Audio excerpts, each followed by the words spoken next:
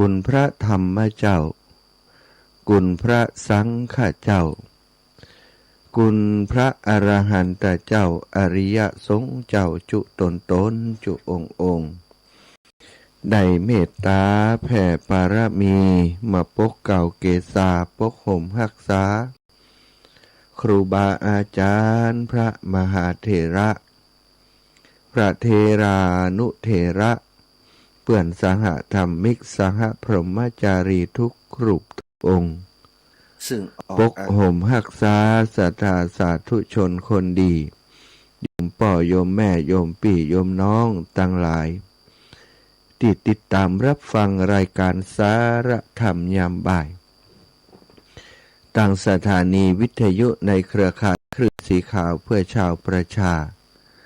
ซึ่งออกอากาศจากวัดปากตางเจริญอำเภอดอยหล่อจังหวัดเชียงใหม่ส่งไปยังเครือข่ายของคลื่นสีขาวในขณะนี้หลายสถานีตั้งลำปางเฮาฮับกันที่106.0 เมกะเฮิรตซ์สถานีวิทยุเพื่อพระพุทธศาสนาคลื่นสีขาวเพื่อชาวประชาวัดบรรพตสถิตเชียงใหม่ก็104.50 เมกะเฮิรตซ์สถานีวิทยุเพื่อพระพุทธศาสนาวัฒนธรรมวัดฝายหินในเมตตาปารมีของครูบาอาจารย์ท่านพระครูสมุวิสุวัตรวรกิจโจสถานีวิทยุวัดหนองกายอีก2 คลื่นแล้วก็ยังมีอีกหลายๆสถานีซึ่งออกอากาศพร้อมกันในขณะนี้และอีกทางหนึ่งที่ศรัทธาญาติโยมสามารถติดตามรับฟังรายการนี้จากทาง YouTube ที่ทางครูบาอาจารย์ท่านพระครูสมุวิสุวัตรวรกิจโจ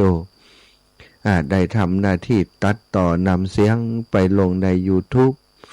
ของวัดฝายหินเพื่อได้ติดตามรับฟังกันโดยอีกช่องทางหนึ่ง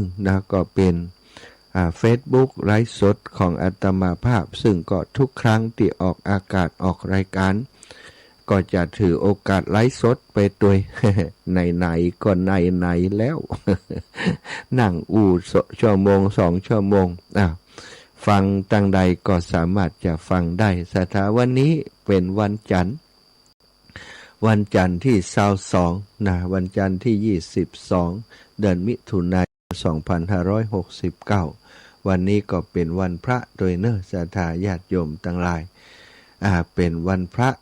โดยเป็นวันพระวันพระกี่ค่ำวันนี้วันพระ8 ค่ำเนาะศรัทธาวันที่22ก็มาพบปะกันซึ่งปกติแล้วถ้าวันจันทร์นั้นจะเป็นวันที่ครูบาอาจารย์รูปอื่น เข้ารายการมานี่จะเข้าวันพฤหัสถาวันพฤหัสลำปางนี่วันพฤหัสกับวันศุกร์อาตมาวันพฤหัสท่านเสน่ห์การหลงเข้าวันศุกร์เนี่ยถ้าวันนี้วันจันทร์นี่ก็จะเป็นตุลุงยองเนาะตุลุงยองแต่วันนี้ตุลุงและท่านพระครูอภิวัฒนวิกรมติดสมณกิจของสงฆ์มีการประชุมคณะสงฆ์ของอำเภอดอยหล่อเนาะศรัทธาเปิ้นก็ได้ไปร่วมการประชุมไปทำหน้าที่พระสังฆาธิการสามารถจะเข้ามาจัดรายการได้ก็เลยมอบเวรประเขตมอบรายการมาให้กับอาตมาภาพได้ช่วยดูแลสลับซับเปลี่ยนกันไปความจริงแล้ววันนี้ก็อยากจะพักจะผ่อน หลายคนอาจารย์เนี่ยผมพักผ่อนเหี่ยพ่องนะเสียงแหบปรับเหมือนกับเป็ดแล้วนะก็เนี่ยอย่างใดมันเนาะศรัทธาถ้าจะมาพักผ่อนก็ไม่ไผจัดล่ะถ้าพักผ่อนก็ไม่ไผจัดแทนถ้าจะแทนก็อาจจะเป็นเลยถ้ามีไผแทนก็จะมีแต่เพลงออกอากาศมาหรือว่าเป็นเทปไปเหี้ยซึ่งศรัทธาส่วนใหญ่ก็อยากจะฟังสดมากกว่าบ่อยากจะฟังที่เป็นเทปบันทึกไว้นี่มันก็โดยใจยากอันละเหมือนกันเนอะ คลื่นสีขาวนี่นะการจัดรายการสดมันก็ดีได้เปรียบอยู่อย่างหนึ่ง ก็คือศรัทธาสามารถโทรมามาจามาสอบถามโน่นนั่นนี่ได้เหมือนกับเป็นการสื่อสารสองทางอย่างที่เปิ้นบอกเนาะคนที่สนทนาจานี่ก็มีคนคอยตรวจสอบคอยฟังอยู่ตั้งบ้านต้องระมัดระวังในการสื่อสารแล้วก็คนที่เปิ้นฟังอยู่ตั้งบ้านนั้นเข้าใจปัญหาอันนี้บ่ใจก็หาเนาะข้อมูลบางอย่างตกหล่นไปเปิ้นก็โทรมาสอบถามได้อันนี้เป็นการสื่อสารสองทางเป็นรายการสดเนอะสาธาอาตมาก็จัดรายการอยู่ที่วัดบรรพตสถิตส่งไปในเครือข่ายความสะดวกสบายของการจัดรายการปัจจุบันนี้มันมีถือว่าสะดวกสบายกว่ายุคสมัยก่อนเมื่อ20-30 ปีก่อนนี้เยอะมากสถานสมัยก่อนต้องไปจัดรายการที่ห้องทรงนะอยู่ที่ไหนนักจัดรายการเนี่ยการมันรถบักกุ้มขึ้นรถไปนั่งรถไปเอารถไปจัดรายการที่ห้องส่งแต่ว่าปัจจุบันนี้นี่นั่งจัดรายการที่ไหนก็ได้เนาะอาตมาเดินธุดงค์นี่ไปป่าช้าเดินทางอยู่แวะตามหัวไร่ไปนาเปิดโทรศัพท์มือถือไล่สดไปเปิ่นก็เกาะเข้าสถานีไปแบบสบายปัจจุบันนี้ก็นั่งจัดรายการอยู่ที่ห้องทำงานของอาตมาเองเป็นห้องนอนโดยเป็นห้องทำงานโดยในตัวนั้นเนี่ยอ่านหนังสือกันนี่ทำงานกันนี่นอนก็ห้องนี้จัดรายการที่นี่ก็สะดวกไปเลยสถานก็ต้องขอบคุณความสะดวกสบายที่มันเกิดขึ้นในยุคเทคโนโลยีที่เจริญอย่างนี้เนาะก็เอามาใช้ให้มันเป็นประโยชน์ศรัทธาญาติโยมทั้งหลายเนาะคนเฮาเกิดมาแล้ว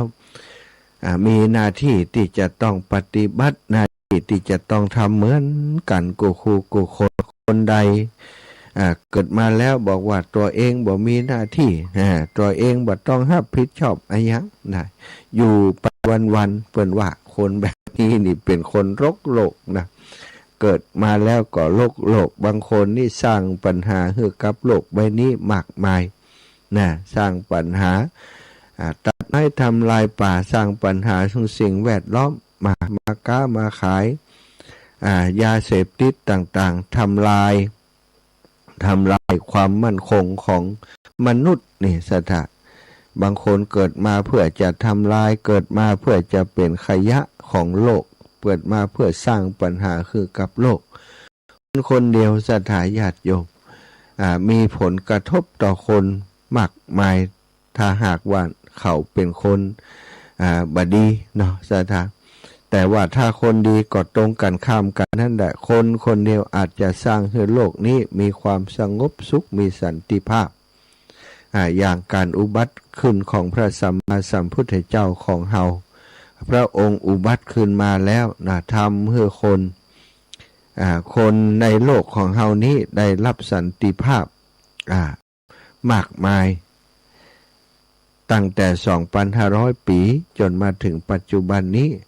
พระธรรมคำสอนของพระองค์ยังยืนยัดอยู่ท้าการเวลาธรรมะของพระพุทธเจ้าเป็นอากาลิโกจำกัดการภัยได้ยินได้ฟังเมื่อใดสามารถน้อมมาใส่จิตใส่ใจเอหิปัสสิโกหันโดยตนเองน้อมมาใส่จิตใส่ใจปฏิบัติได้คือผลเนี่ยสถาคือผลเหมือนเดิมก็เหมือนกับเกลือกินบ่ได้ก็กินบ่ได้ก็เค็มเนี่ยสถาธรรมะของพระพุทธเจ้าก็เหมือนกันใครปฏิบัติได้ก็ได้ผลเช่นเดียวกันได้รับความสงบสุขเหมือนกับเราดื่มน้ำดื่มน้ำอมฤตดื่มน้ำอันใสสะอาดดื่มน้ำไปก็เกิดความชุ่มชื่นขึ้นในตนในตัวของเราในจิตในใจของเราธรรมะของพระพุทธองค์ก็เช่นเดียวกันธรรมะทุกข้อโดยเฉพาะธรรมะหมวดที่เราจะต้องศรัทธาศีลสมาธิปัญญาไตรสิกขาต่างๆอธิศีลอธิจิตตะอธิศีลสิกขาสมาธิสิกขาปัญญาสิกขาสิ่งเหล่านี้เป็นสิ่งที่เราจะต้อง ศึกษาการเกิดเป็นมนุษย์นั้นหลายคนบอกว่าโอ้เกิดเป็นมนุษย์มันไม่ยากชายหญิงมาอยู่ด้วยกันก็มีลูกแล้วความจริงจิตที่จะมาจุติเป็นมนุษย์นั้นพระพุทธองค์ทรงอุปมาอุปไมยว่าโอ้เธอหลายจะสำคัญความข้อนี้ว่าอย่างใดพระองค์เอามือเอานิ้วไปสัมผัสกับพื้นดินที่มีฝุ่นมีละอองอยู่สตาแล้วก็ยิบฝุ่นยิบละอองขึ้นมาสลัดพระองค์ถามว่าดินขี้ฝุ่นติดในเล็บมือของพระองค์นั้นเล็บพระหัตถ์ของพระองค์นั้นกับดินที่อยู่ในผืนผีอันใดเยอะกว่าแน่นอนคนทั้งหลายก็ตอบได้โดยบัลเลสงสัยแล้วศรัทธาเนาะดินในศอกเล็บของเฮาหรือว่าของพระองค์ติดถงทูลทรงถามนั้นทรงตรัสถามนั้นย่อมมีเพียงนิดเดียวนิดหน่อยน้อยนิดแต่ดินในมหาปฐพีอันกว้างใหญ่ย่อมจะเยอะมากมายพระองค์ก็เปรียบเทียบเพื่อฟังว่าเธอทั้งหลายการได้อัตภาพของความเป็นมนุษย์ก็เช่นเดียวกันเนี่ยนะคนเฮาตายไปแล้วนี่จะได้กลับมาเกิดเป็นมนุษย์นั้นยากเป็นแสนเข็ญยากมากเย็นเนี่ยยากมากถึงขนาดที่ว่าเปรียบเทียบอย่างหนึ่งก็คือเต่าตาบอด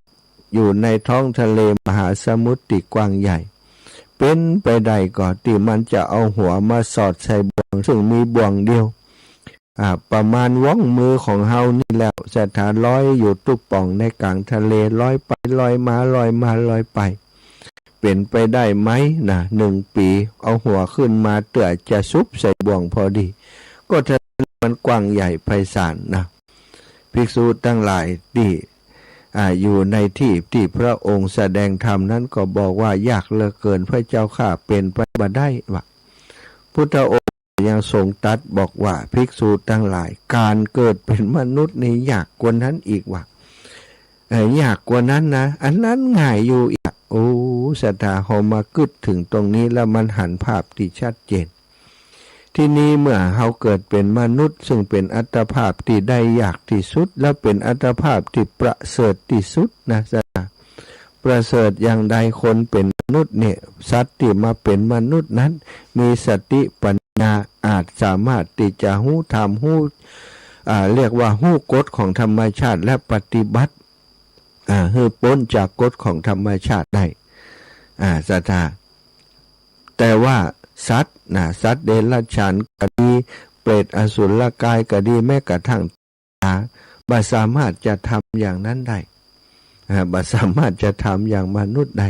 แต่ก็เช่นเดียวกันเนี่ยสัตว์เดรัจฉานนี่บ่สามารถจะทำกรรมอย่างนักเท่ามนุษย์เนี่ยมนุษย์ที่ทำความชั่วเกิดมาแล้วบ่ฮู้จักธรรมะบ่ฮู้จักคุณงามบ่ฮู้จักความดีมีแต่ความหันแก่ตัวมีแต่ส่งเสริมให้ตัวเองนี่จมไปกับกิเลสตัณหาต่างๆนะคนเหล่านี้นี่ก็เป็นอันตรายต่อตนเองบ่พอเป็นอันตรายต่อผู้อื่นบ่ฮู้จักในการสะสมคุณงามความดีศรัทธาโลกนี้ปัจจุบันนี้เขาก็จะหันว่ามันเป็นเต็มไปโดยความท้าทายต่างๆและความบ่แน่นอนต่างๆเขาจะหันว่าโลกนี้เศรษฐกิจก็ดีนะโรคภัยไข้เจ็บต่างๆก็ดี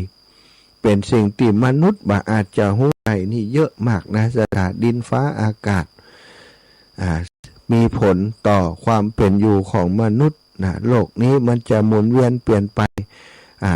เปิ่นบอกว่าภาวะเอลนิโญมันจะเกิดขึ้นเนี่ยช่วงปลายปีนี้จะแล้งนะและจะแล้งหนักไปถึงปีหน้ายาวสุดปีเป็นสิ่งที่ตั้งการเตรียมตัวกันนะเรื่องของการเรื่องของน้ำนะที่จะมีความจำเป็นภาวะเอลนิโญนี่มันเป็นภาวะที่อากาศมันร้อนสถานเนาะอากาศมันจะร้อนวิปริตผิดปกติปริมาณน้ำจะน้อยน้ำแข็งขั้วโลกจะละลายอุณหภูมิพื้นผิวโลกจะสูงขึ้น ฝนขนาดที่ผ่านมามันร้อนจนเฮาอยู่บ่ม่วนบ่นานแล้วปีนี้จะร้อนนักกว่าเดิม จะอยู่กันอย่างใดศรัทธาญาติโยมแล้วก็ภาวะเหล่านี้มันบัดใจว่าเกิดขึ้นแล้วมันมีผลกระทบด้านอื่นแหมนะมันจะมีผลเกี่ยวกับเรื่องโรคบางชนิดนี่ศรัทธาที่มันฟักตัวฝังตัวอยู่ในอากาศบรรยากาศที่ดีมันบ่เหมาะสมเนาะถ้าอากาศมันร้อนขึ้นอากาศมันเหมาะสมโรคบางชนิดมันจะกลับมาเกิดใหม่อย่างโควิด-19ที่ผ่านมานั้นใครจะไปคิดว่ามันจะเกิดขึ้นมันก็เกิดขึ้นทำลายชีวิตของคนทำลายเศรษฐกิจของโลกทรัพยากรของโลกไปเป็นอันมากซะถะความท้าทายต่างๆนี้มันเป็นสิ่งแน่นอนมันจะเกิดขึ้นสิ่งต่างๆมันจะเกิดขึ้นแน่นอนแต่ว่าเฮาบ่ฮู้ว่ามันจะเกิดบ่ได้ฉะนั้นสิ่งสำคัญในสถานเมื่อความบ่แน่นอนมันอยู่รอบเนื้อรอบตัวเฮาไปหมดแหละชีวิตก็บ่นอนจะอยู่จะไปจะจากไปกันวันใดอยู่ดีๆนี่เศรษฐกิจครอบครัวสบายดีอยู่แต่เอาไปเอามาเกิดภาวะเศรษฐกิจผันผวนครอบครัวอาจจะต้องลำบากกลับมาลำบากทำไร่ทำนาบ่ได้ผลผลิตนี่อย่างตอนนี้ที่เปิ้นว่ามันจะแล้งนี่ดินดีนี่ศรัทธาเนี่ยนาบัดตันเนาะเนี่ยนาช่วงนี้บางคนก็รอน้ำฝนจะมาพอฝนมาช่วงท้ายๆนี่ปลูกข้าวปลูกกล้าไปฝนมันยุดไปเสียเฉยๆน้ำในเขื่อนในอย่างเปิ้นก็กักไว้สำหรับใช้ในการบริโภคถึงที่สุดแล้วก็จะกลายเป็นว่าข้าวที่ปลูกพืชผลต่างๆที่ปลูกในช่วงฤดูฝนอาจจะเสียหายก็ได้นี่ก็คือสิ่งที่ต้องระมัดระวังมันมีความท้าทายอยู่หลายอย่างซะค่ะแต่ว่าในฐานะที่เราเป็นมนุษย์สิ่งสำคัญที่สุดที่เราจะต้องกระทำเพื่อสร้างสันติภาพสร้างความสงบสุขกับโลกนี้คือการทำความดีเป็นสิ่งที่ทุกคนจะต้องทำแล้วก็เราสามารถทำได้ความดีนี้เราทำเพื่ออย่างเพราะว่าความดีนี้เปิ้นบอกว่ามันจะสร้างผลกระทบเชิงบวกต่อสังคมและก็ชีวิตของผู้อื่นทั้งตัวของเราโดยบอกว่าจะเป็นการความดีนั้นบอกว่าจะเป็นการให้การสนับสนุนให้การช่วยเหลือหรือว่าให้ความสะดวกสบายแก่ผู้อื่นผู้ที่ต้องการความช่วยเหลืออันนี้เรียกว่าการทำความดีการช่วยเหลือผู้อื่นผู้ด้อยโอกาสช่วยเหลือช่วยให้เฮามีส่วนทำให้โลกอยู่ขึ้นและก็นำความสุขมาสู่ผู้อื่นแต่จริงๆการทำความดีนั้นบ่จำเป็นจะต้องเป็นเรื่องที่ยิ่งใหญ่หรือสลับซับซ้อนอะไรอย่างเราสามารถเริ่มต้นได้จากสิ่งเล็กๆที่เราทำได้ทุกวันศรัทธาญาติโยมบางคนบอกว่าความดีมันต้องลงทุนซะปะไปมองถึงว่าคนทำความดีอย่างเช่นเปิ้นไปวัดไปวาเนี่ยไปทำความดีความจริงบ่จำเป็นต้องเป็นวัดเป็นวาหรอกศรัทธาความดีมีอยู่ทุกหนทุกแห่งที่เราจะสามารถทำได้บางครั้งบางทีเราเที่ยวไปตามถนนหนทางเนี่ยศรัทธามีเศษขยะมีวัสดุสิ่งกีดขวางตกอยู่กลางตังเอาง่ายๆแค่กล้วยในศรัทธาแค่กล้วยน้ำว้าหวีหนึ่งเคี้ยหนึ่งแก่นหนึ่งของที่มันหมื่นเนี่ยตกไปตามถนนถ้าเฮาหันแล้วเดินผ่านไปบ่สนใจบ่ใส่คนที่ขับรถผ่านมามาย่ำใส่มื่นรถแหลบได้เจ็บก็มีนะก้อนหินดีท่อนไม้ก็ดีที่มันเป็นสิ่งกีดขวางตามถนนบางครั้งเฮาขับรถไปก็ดีเดินทางไปก็ดีหันใส่คนที่เป็นมีจิตใจที่เป็นบุญเป็นกุศลมีจิตใจที่ใฝ่ในการทำความดีเปิ้นจะเปิดไฟฉุกเฉินขอตังไปยิบไปยกเอาก้อนหินนั้นเอาต้นไม้นั้นออกจากทางการจราจรลด เพื่อจะบ่ให้สิ่งนั้นเป็นสิ่งขวางการเดินทางของคนที่จะสัญจรมาทั้งหลังเฮาลองมาคิดพอซะถ้าขับรถบ่ค่ำบ่คืนเนี่ยบ่รู้นะถ้าเกิดบ่เห็นก้อนหนึ่งมันอยู่กลางทางอย่างเงี้ยเฮาขับมานี่มันมืดหรอไฟรถนี่มันจะสว่างเหมือนกับเฮาหันกลางวันมันก็จะเกิดอุบัติเหตุได้ถ้าเฮาเป็นคนที่มีน้ำจิตน้ำใจชุกคิดนะเพื่อเปื้อนฝูงคนอื่นที่เปิ้นจะใจเส้นต่างลงไปเก็บลงไปยิบลงไปเพี้ยวไปพัดให้มันออกจากเส้นทางการจราจรก็จะทำให้คนอื่นที่เดินทางมาตั้งหลังเฮานั้นได้รับความปลอดภัยอันนี้ก็เป็นความดีศรัทธาญาติโยมเป็นสิ่งที่ยิ่งใหญ่มากแต่คนส่วนใหญ่แล้วบ่ค่อยใส่ใจนะหันท่อนไม้หันอะไรอย่างตกคนทั้งแหละครับรถตบเหี้ยแล้วก็แจ้งแหมคำว่าหาไผนี่ว่าหาไผนี่หรือว่ายังก็แล้วแต่แล้วเท่าที่จะแจ้งได้แจ้งชักหักกระดูกไปตรงกันข้ามนะสถาปัญหาเดียวกันเนี่ยถ้าบางคนก็แจ้งแล้วก็เว้นไปแต่คนที่ปัญหากว่าอันตรายต่อคนอื่นลงไปจัดการคดค้ายยกย้ายให้มันไปออกเส้นทางการจราจรออกไปพื้นผิวถนนเปิ้นก็มีความสุขถ้าเฮาลองคิดว่านะนี่เฮาเป็นคนมีจิตใจดีงามย้ายอันนั้นไปคิดว่าคนตั้งหลังจะได้รับความสะดวกสบายเฮาจ้าคนเดียวแต่คนมาตั้งหลังสะดวกสบายทุกคนบ่ต้องอะไรมาลบอย่างนี้นี่ก็เป็นคุณงามความดีการช่วยเหลือผู้อื่นช่วยเหลือผู้ด้อยโอกาสทำให้เฮามีส่วนที่จะทำให้โลกนี้น่าอยู่ขึ้นนำความสุขมาตัวเฮาเองซะท่าการช่วยการทำการเริ่มต้นทำคุณงามความดีนั้นเป็นการเริ่มต้นจากสิ่งเล็กๆที่ทำได้ในทุกๆวันอย่างที่ว่ามามีอย่างพ่องเฮาที่เฮาจะเริ่มต้นได้ในการทำคุณงามความดีเพิ่นบอกว่าการมีสติในการใช้ชีวิตประจำวันคือการทำความดีอย่างแรกที่สามารถทำได้ง่ายๆและสามารถทำได้ทุกวันทำได้ทุกวันการมีสติในการใช้ชีวิตประจำวันเพราะการที่เฮามีสติทุกอย่างก้าวในการใช้ชีวิตประจำวันนั้นเป็นการช่วยเป็นการลดความผิดพลาดที่อาจจะนำมาสู่ความเดือดร้อนแก่ตนเองแก่ผู้อื่นฉะนั้นจึงถือว่าเป็นการทำความดีเริ่มที่ตัวเองอย่างแท้จริงง่ายๆนะครับอย่างอาตมากรณีตะกี้นั้นถ้าเฮามีสติถ้าเฮามีใจที่ดีงามสติต้องประกอบไปด้วยปัญญาขับรถระหว่างทางขับรถโดยความมีสติโดยความไม่ประมาทเมื่อเฮามีสติบ่ประมาทขับรถบ่ได้ขับรถโดยความระมัดระวังการเดินทางของเฮาก็ปลอดภัยเพื่อนร่วมทางของเฮาก็ปลอดภัย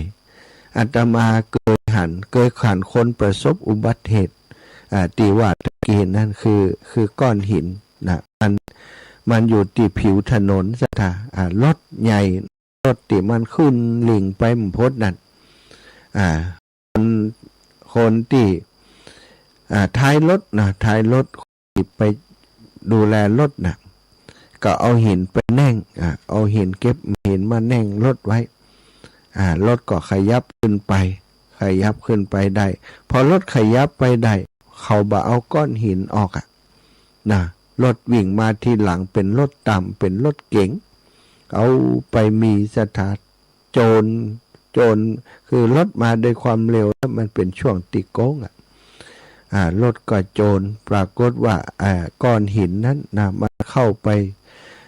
ปอยู่ตรงล้อตรงที่คันชักคันส่งของล้อไม่มีสถาญาติโยมต้มเดียวกับปุ่นรถก็เสียหลักไปโจรข้างถนนเสียหายเละเทะไปหมดดีว่าคนขับบ่เป็นหยังอันนี้ก็เกิดจากความประมาทของคนที่ใช้รถใช้ถนน ความจริงเป็นเรื่องที่ผิดกฎหมายเอาสิ่งนั้นเอาก้อนหินนี่มาแน่งมาอย่างนี้ก็ควรจะลดผ่านไปได้แล้วก็ควรจะเก็บให้เรียบร้อยนะบางทีมันมาตังหลังมาด้วยความเร็วมันตันซะท่าบางคนคิดว่าโอ้มันอยู่ข้างถนนพุ่นมันเป็นอย่างก้าปลอดภัยก็แต่ว่ามาที่หลังเนี่ยรถมันเบียดกันมามันก็ลบไปไหนมันได้สุดท้ายก็เกิดภัยพิบัติคือคนที่ที่หลังจับมือไผ่ดมได้ลดกันได้บ่หูติเนี่ยมันก็บอกว่ามันยากเนาะอันนี้ก็คือสิ่งที่เป็นปัญหาแต่ว่าถ้าเรามีสติขับรถโดยสติทำทุกอย่างด้วยสติมาคิดถึงว่าคนที่เปิ่นจะมาทีหลังจะได้รับความเดือดร้อนพอรถเราเคลื่อนไปได้ขยับสิ่งขวางนั้นออกไปเหียจากผิวถนนผิวการจราจรก็จะทำให้ปลอดภัยตึงเปิ่นตึงตัวแล้วก็ในกรณีที่ไปปะก็มีสตินะจะไปหันแก่ตัวบางเตือบางทีการเสียเวลาของเฮา1 นาที2 นาทีนี้ช่วยเซฟชีวิตคนอื่นได้หลายคนทำให้คนอื่นปลอดภัยในชีวิตและทรัพย์สินมันได้บุญโดยบ่ฮู้ตัวซะเฮาต้องไปเรียกร้องหรอกบุญกุศลนี่มันจะเกิดขึ้นเองโดยอัตโนมัติแล้วก็คนที่มีนิสัยอุปนิสัยอย่างนี้เดินทางไปที่ไหนก็ปลอดภัยคนสมัยก่อนเป็นว่าสุมาเตสถาไปเข้าปะเลาปะโคในสมัยก่อนนี่เปิ่นไปเข้าห้องน้ำกันนี่เนาะในเหล่าในโคเปิ่นมีห้องน้ำอย่างสมัยนี้ปมอนเปิ่นว่านะไปเหล่าไปโคเอามีดไปตุยปะใส่อย่างที่มันปังก่อเพี้ยวก่อพัดเนี่ยมีน้ำใจถึงขนาดนั้นนะคนสมัยก่อนปมอนอาตมานี่เป็นอย่างนั้นจริงๆเป็นคนที่ชอบทำคุณงามความดีโดยที่บ่มีไผใจเปิ่นเปิ่นถนนหนทางนี่เปิ่นไปเพี้ยวไปพัดคนสมัยก่อนเปิ่นเดินนะต่างเดินไปเหียกไปสวนนี่ปมอนนี่จะมีมีดเน็บแอวอยู่ประจำนะสถาเพี้ยวเป็นเรื่องบ่ได้มีเครื่องตัดยาอย่างบ่เดียวเพี้ยวตลอดนะทั้งที่ตัวเปิ่นเองบ่ได้ใจถนนเส้นนั้นคนเดียวนะคนอื่นก็ใจกันเยอะแยะแต่มีไผยะหรอกเวลาเป็นเราเป็นอุกมาคนก็ว่าปมอนเพี้ยวใครกลายเป็นความรับผิดชอบของเพิ่นอันนี้นะแต่ปมอนนี่ได้บุญเต็มอายุ103 ปีคนนะสถาโดยจิตใจแบบนี้นะสิ่งแรกนะในการที่จะทำให้ความดีมันเกิดขึ้นที่เราจะต้องมีก็คือสตินั่นเองสถาสติคือสิ่งที่จะกำกับชีวิตประจำวันของเราบางเรื่องมันเกิดความผิดพลาดอาจจะนำไปสู่ความเดือดร้อนแก่ตนเองและแก่ผู้อื่นเนี่ยแค่การมีสติอย่างเดียวนี่ก็เป็นการทำความดีแล้วอีปออีแม่ทั้งหลายมีสติในการขับขี่ยานพาหนะนี่สำคัญที่สุดเลยปัจจุบันนี้การคมนาคมการเดินทางนี่มันส่วนใหญ่ก็คือมีการขับขี่ใช้ยานพาหนะเป็นการมีสติในการขับขี่ยานพาหนะเป็นการทำความดีในชีวิตประจำวันอย่างหนึ่งซึ่งเป็นหนึ่งในวิธีสำคัญที่สุดในการป้องกันอุบัติเหตุบนท้องถนนบ่เพียงแต่ช่วยรักษาชีวิตและทรัพย์สินของตนเองของผู้อื่นของผู้ขับขี่เท่านั้นแต่ยังช่วยปกป้องผู้อื่นจากความเสี่ยงที่บ่จำเป็นแถมยังเป็นตัวอย่างที่ดีให้กับคนขับขี่อื่นๆที่จะปฏิบัติตามอีกแห่มตัวอย่างเช่นการมีสติให้ผู้ขับขี่สังเกตหันเด็กๆที่กำลังเล่นอยู่ใกล้ถนนหรือผู้สูงอายุที่กำลังข้ามถนนอย่างช้าๆจะเป็นต้องลดความเร็วหรือหยุดรถทันเวลานอกจากนี้การที่เรามีสติยังช่วยให้ผู้ขับขี่หลีกเลี่ยงการขับขี่ในสภาพที่บ่พร้อมซึ่งอาจทำให้การตัดสินใจของเราช้าลงหรือบ่เหมาะสมเช่นในขณะที่เหนื่อยล้าอารมณ์บ่ดีเนี่ยบ่ควรจะขับขี่บางคนพิษกับลูกกับเมียมาพิษกับลูกกับผัวมาโมโหโกรธไปลงกับการขับขี่ขับรถไปโดยสวิตช์สวัสดนะเต็มที่โดยความโมโหเลือดขึ้นหน้า เอาไปเอามาซะจ้ะไปประสบอุบัติเหตุนะครับรถแหกโค้งพ่องหรือว่าไปโจรคนอื่นของนี้ก็สร้างความเดือดร้อนให้กับตัวและผู้อื่นแค่เรามีสติในการขับขี่ก็เป็นการทำความดีอย่างหนึ่งนะสถาขึ้นนั่งบนรถบันไดให้มีสติแล้วก็บอกตัวเก่าว่าเราจะต้องเดินทางให้ปลอดภัยเพื่อตัวเองเพื่อครอบครัวและเพื่อผู้อื่นที่จะใช้รถจะใช้ถนนเราจะใช้สติในการขับขี่แบบประมาทจะดูแลความเรียบร้อยของถนนหนทางไปโดยในขณะขับขี่ไปเจอสิ่งกีดขวางก็ช่วยขยับช่วยเอาออกหันกิ่งไม้หันอย่างที่มันโน้มมาถนนจะเป็นอันตรายต่อคนอื่นรถคันอื่นถ้าเราหันก่อนขอเตอะจะไปลบเนื้อสะดายญาติโยมมีโอกาสเสียเวลา 4-5 นาที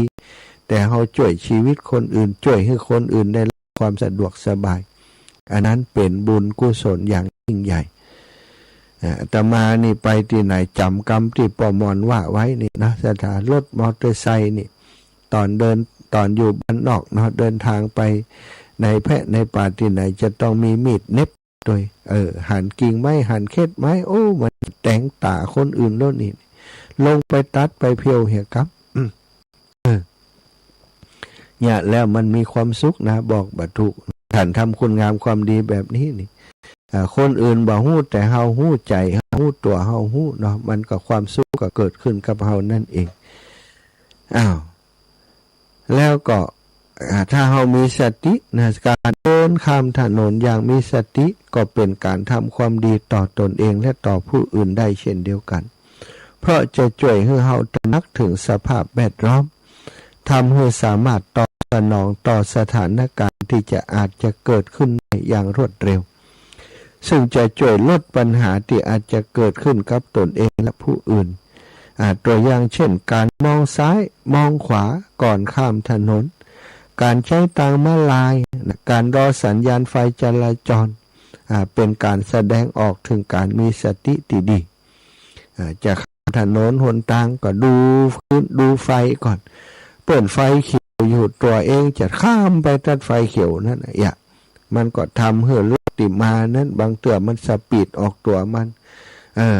ปะตันเนาะโจรเข้ามาก็เดือดร้อนนะเดือดร้อนตึงตัวและตึงคนที่โจร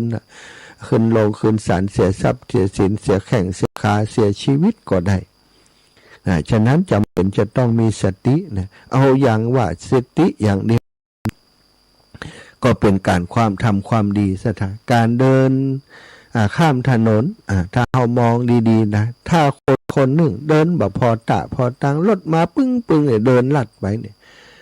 ดีรถกันนั้นลบเฮาฉลับนะได้รับบาดเจ็บไปเสียชีวิตไปก็เป็นได้รถบางกันลบละอ่อน ละอ่อนนี่ก็ต้องทำใจแต่เฮาก็ต้องพอด้วยคนขับรถนี่บางครั้งบางทีละอ่อนเนี่ย อาตมามีประสบการณ์นี่ขอเล่าให้ศรัทธาฟังรถส่งละอ่อนจอดข้างทางนะศรัทธาจอดข้างทางแล้วก็มีผู้ปกครองอยู่อีกฝั่งทางหนึ่งอยู่ตรงข้าม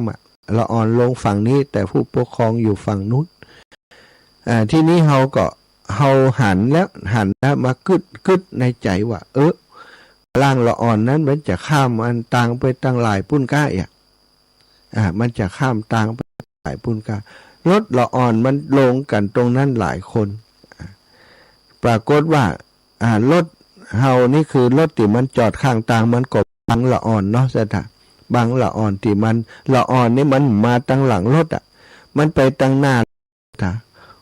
เฮาคิดว่าถ้าละอ่อนมันวิ่งมารถเฮาจะเนี่ยอย่างใดพอคิดอย่างอันแล้วเฮาก็ชะลอรถปากฏวิ่งตัดหน้าไปแต่ว่าสถาอาตมาก็ว่าดาลุ่นนี่เปิ้นจ่วยเฮาความจริงก็คือตัวเฮานั่นแหละที่จ่วยตัวเองเฮามองหันแล้วเฮาดูสถานการณ์ต่างๆคือบัดได้ขับรถแค่ขับไปตั้งหน้าวิ่งไปอย่างเดียวเนี่ยรถคันนั้นจอดบักเกี่ยวกับเฮาอิ่มใจต้องดูก่อนรถคันนั้นมันจอดละอ่อนมันลงแล้วมันจะไปทางใด ลงแล้วนี่ถ้ามันไปตั้งหน้าสมมุติว่ามันไปตั้งหน้าเนี่ยเขาหันผู้ปกครองที่อยู่ฝั่งลายพุ่นเนี่ยกลางจ้องจะมาฮับลูกเนี่ยแล้วมันลงมามันดีใจหันพ่อหันแม่มันอยู่ลายพุ่นมันล่นไปเลยแล้วมันบ่ได้สนใจความปลอดภัยเนาะความเป็นละอ่อนนั้นก็เป็นประสบการณ์ที่เฮามันเปิดห้องว่าสัมผัสที่หกนะอย่างที่เปิดว่าสัมผัสที่หกพอเฮามีสติเฮามองรอบๆด้านมองสิ่งต่างๆแล้วเฮาก็คิดแม้กระทั่งหมาก็เหมือนกันถ้าหมานี่มันวิ่งโดยรถเจ้ามาเนี่ยให้เราวางอย่างดีนะมันจะไปซ้ายไปขวาหล่นไปหล่นมาตัดหนทางเนี่ยอันนั้นเฮาต้องระวังเฮาหันอย่างนั้นอย่างน้อยเฮาต้องชะลอแล้วก่อนอันดีก็จนหมาก็จนคนนี่เป็นว่าสัมผัสที่หกสำคัญการมีสติช่วยให้เฮาได้มองสิ่งรอบด้านมองหาความปลอดภัยคือตัวเองแล้วก็ผู้อื่นด้วยตอนนั้นตีหันละอ่อนคือถ้าบ่คิดอย่างอันนี้มันตึงเต็มเลยบบเลยละนะจนละอ่อนพอดีเลยขนาดตีระวังตอนกึดอย่างอันแล้วยังเกือบไปเบรกจนเบรกหัวทิ่มหัวต่ำเหมือนกันสถาเพราะว่าหันในระยะไกลแต่คิดไว้ก่อนว่าถ้าเกิดเหตุการณ์ขึ้นแย่ๆอย่างใดก็เลยชะลอลดไว้ก่อนเนี่ยการมีสติมันช่วยให้เราได้ปลอดภัยแล้วก็ช่วยให้เด็กคนนั้นได้ปลอดภัยเด็กคนนั้นตอนนี้ก็เติบโตแล้วแหละอย่างน้อยก็อายุ30-40แล้วเนาะเป็นเรื่องติเมินมาแล้วสัทธานึกใดมาเล่าให้ฟังการมีสติจึงถือว่าเป็นสิ่งที่มีความสำคัญตั้งสติเมื่อเกิดเหตุร้ายหรือว่าเกิดอุบัติเหตุเนี่ยสัทธาเมื่อเผชิญกับสถานการณ์ฉุกเฉินหรือพบผู้ติดต้องการความช่วยเหลือในถนนหนทางสามารถแจ้งให้ครับทันทีกับฝ่ายต่างๆได้นะสถาเฮาหันอุบัติเหตุอย่างต่างๆนี่สิ่งสำคัญก็คือเรื่องของการจราจรต้องระวัง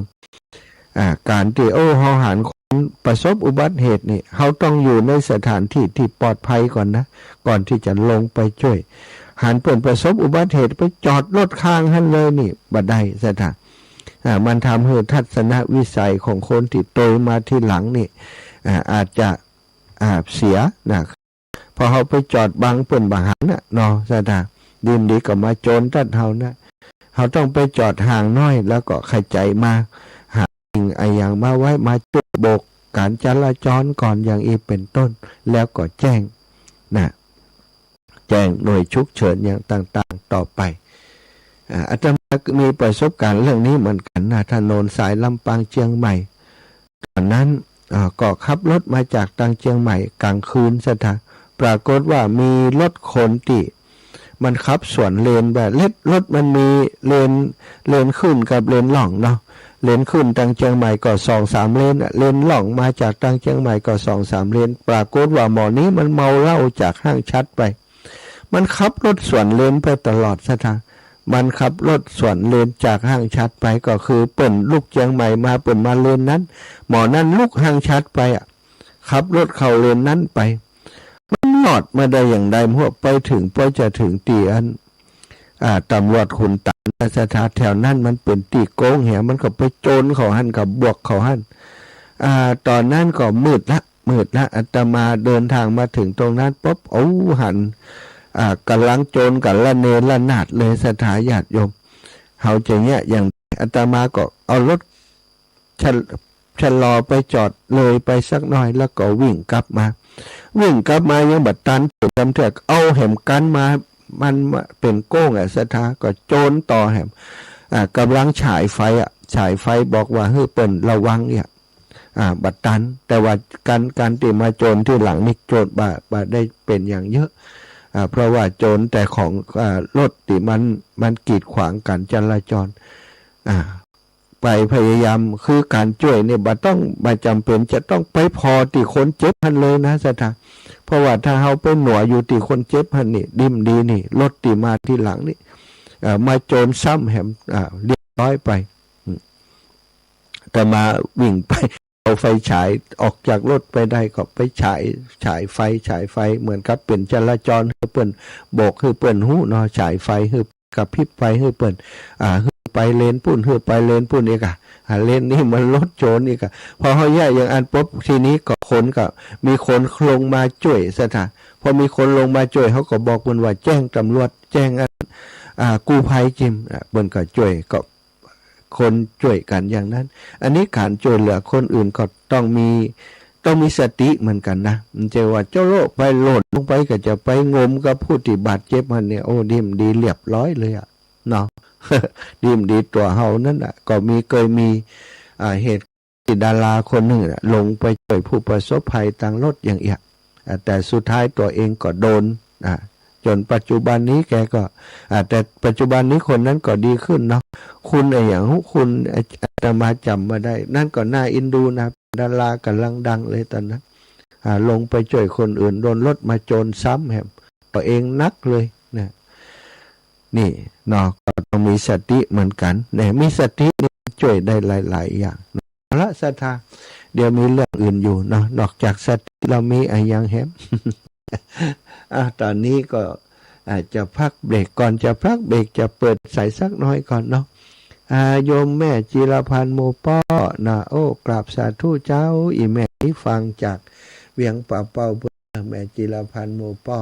แม่อุไรกันกองก็ฟังจากเวียงป่าเป่าเจ้าค่ะเนาะแม่อุไรกันกองกราบไว้สาข้าฟังตลอดเจ้าค่ะชัดเจนดีขอบคุณนะโยมแม่เนอะคุณโยมสมควรใจน้อยนะอนุโมทนาสาธุตัวเจ้านะสาธุกราบสาธุเจ้าคุณอำพรที่อินแม่พิสมัยสีเทพทำลงกราบใบสาเจ้าพระอาจารย์ติดตามรับชมรับฟังอยู่เน้อเจ้านะก็สาธุเน้อแม่เนอะคุณโยมชุติการรอดพยัญนะพี่จันโยมจันกราบสาธุเจ้าไปเฝ้าหลานที่โรงพยาบาลอันนี้ก็หลานประสบอุบัติเหตุที่โรงเรียนดังแห่งหนึ่งที่จังหวัดลำปางที่เคนสถานไปเฝ้าหลานอยู่ที่โรงพยาบาลก็ฟังอยู่อนุโมทนาสาธุเจ้าแม่ครูเกษณีชัยเทพเนอะโยมน้องชิดชบาโยมน้องสมพรรัตนางก็ไวยสาธุมาขอบคุณหลายๆเนอะคุณจัญญาชัมพูคำรับชมอยู่คุณโยมกนกพิษชัยนาติดตามรับฟังจากเมืองฟ้างบ้านห้วยงูไหนซึ่งจะมีงานในวันที่12เดือนกรกฎาหน้านี้เนอะสถากรกฎาหน้านี้ก็จะมีงานยกชัดปอยหลวงฉลองพระธาตุพระเจดีย์วัดโสภณารามบ้านห้วยงูไหนอาตมาก็จะเอาโรงทานก๋วยเตี๋ยวไปช่วยเปิ้นแล้วก็จะไปร่วมกิจกรรมถ่ายทอดสดออกรายการออกอากาศให้เปิ้นตยวัดโสภณารามห้วยงูในก็เป็นเครือข่ายสายบุญสีขาวของหมู่เฮานี่แหละสถานทำงานด้วยกันมาช่วยเหลือเกื้อกูล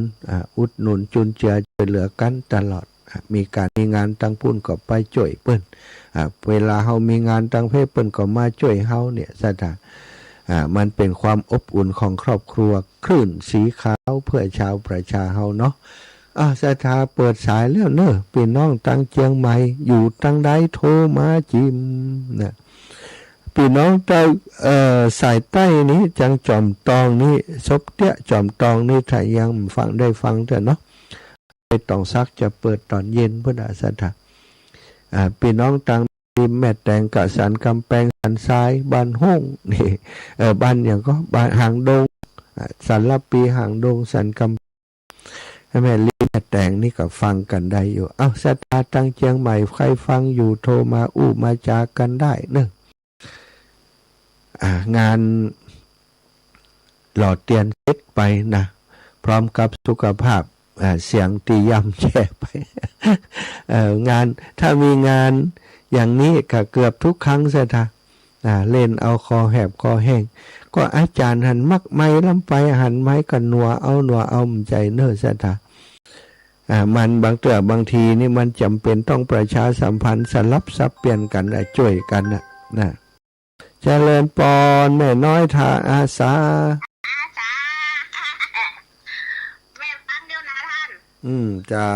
จากเป็นวัดแหละฮะเป็นวัดนี่วัดแรกนี่วัดแต้มเป็นอะไอ้กำไอ้แต่ว่ามันอันวันก่อนมันใจเสียงนักอีแม่ปั่นปอนคือเปิ่นหลายก็น่าแม่พักในตั้งแต่คืนนี่มาแล้วนะแต่ปุ๊บเพิ่มมานะเสียงยังเป็ดนี่ตะคืนมาแล้วก็นั่นว่า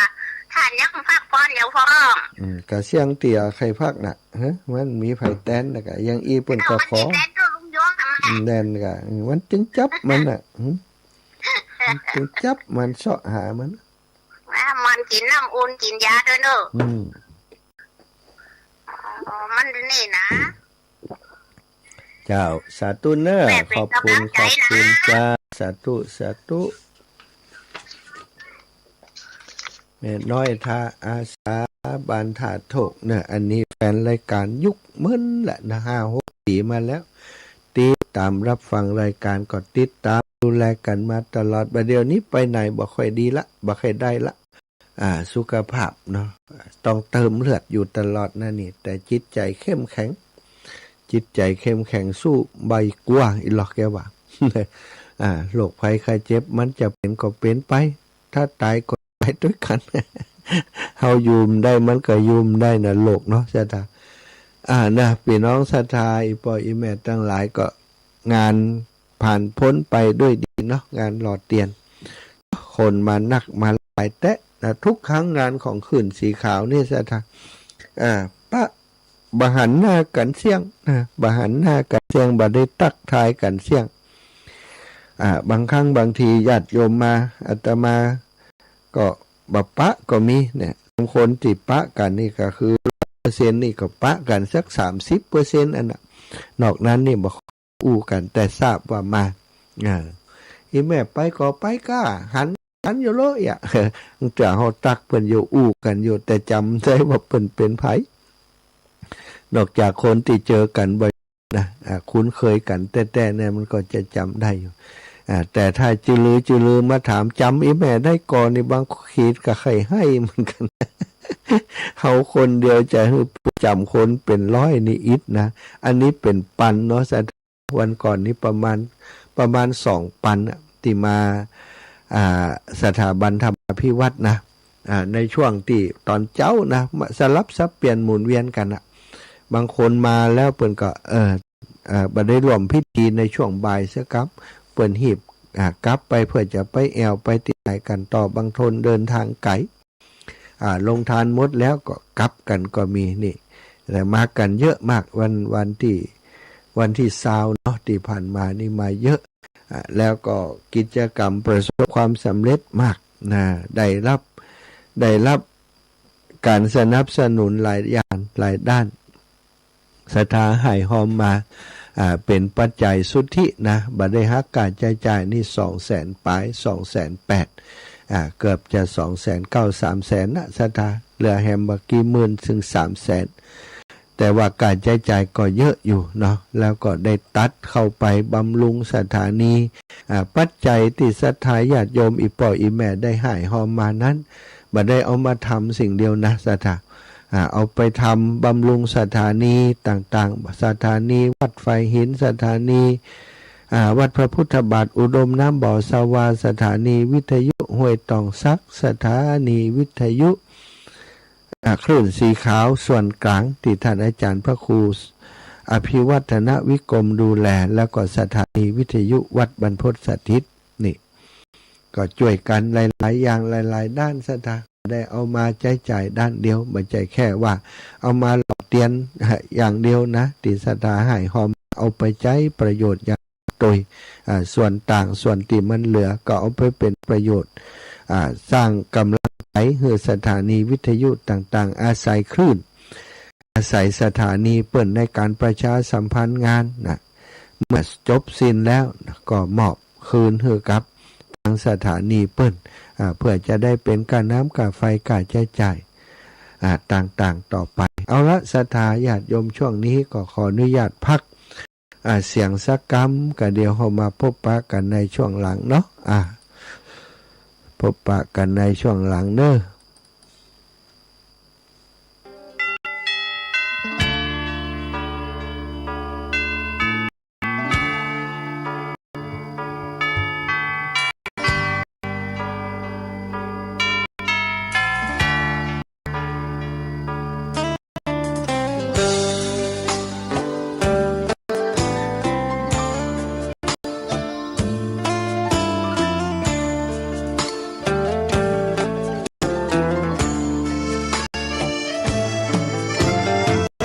เชิญชวนทุกท่านเข้าวัดเข้าวาฟังธรรมะจากหลวงตาเสริมชีวาให้สุขสดใสยึดมั่นหลักธรรมคำสอนไว้ให้ขึ้นใจความดีรีบทำกันไว้หญิงชายอย่าได้นายนี้เชิญชวนทุกท่านเข้าวัดเข้าวาทำบุญด้วยจิตศรัทธาผลบุญพาให้เราสุขีจะทำการใดนำใจในสิ่งดีดี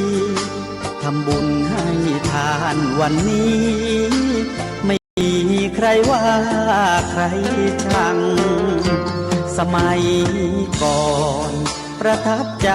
ปู่ย่าตายายวันพระไม่เคยเบื่อหน่ายจำได้ไม่ลืมสักครั้ง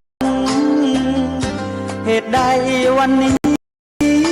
มีคนเข้าวัดน้อยจัง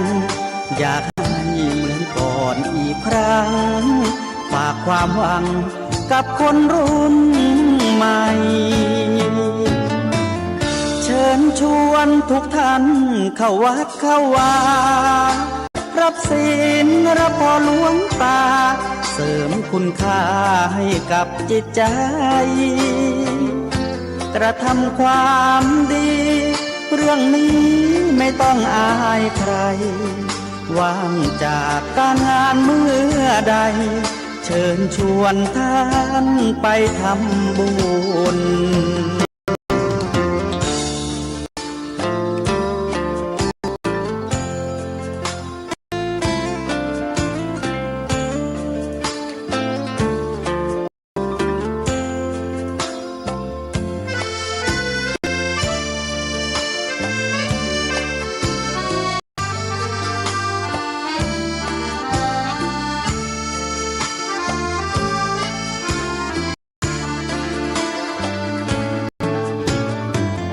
เชิญชวนทุกท่านเข้าวัดเข้าวารับศีลรับพรหลวงตาเสริมคุณค่าให้กับจิตใจกระทำความดีเรื่องนี้ไม่ต้องอายใครจากการงานเมื่อใดเชิญชวนท่านไปทำบุญกระทำความดีเรื่องนี้ไม่ต้องอายใครฝากเพลงเชิญชวนหญิงชายอย่าอายเรื่องการทำบุญ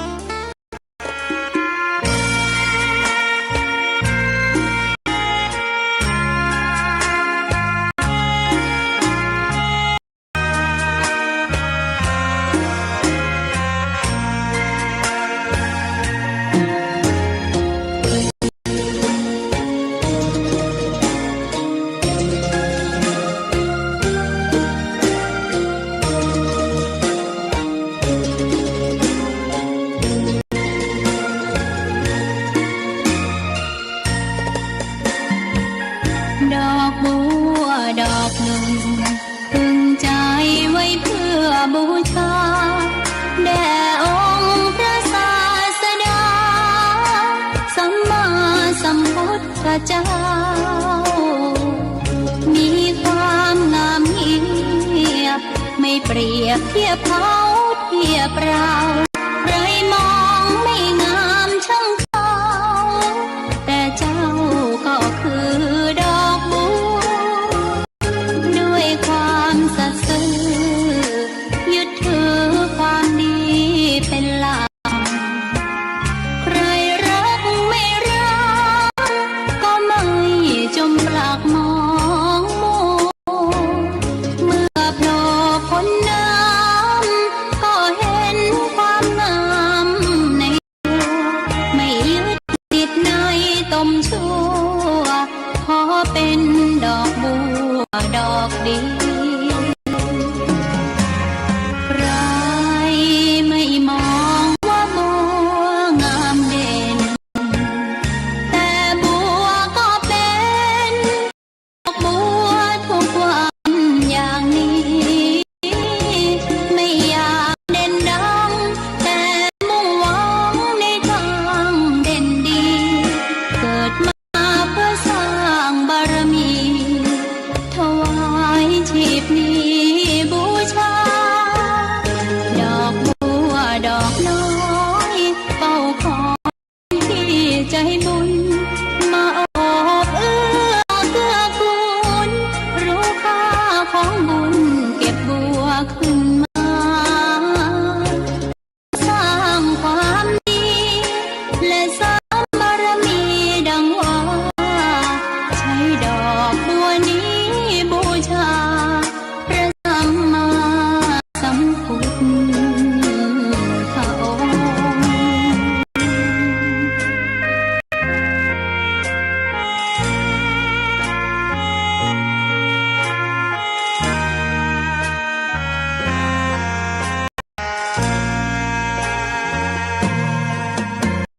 ใครไม่มองว่าบัวงามเด่นแต่บัวก็เป็นดอกบัวทุกวันอย่างนี้ไม่อยากเด่นดัง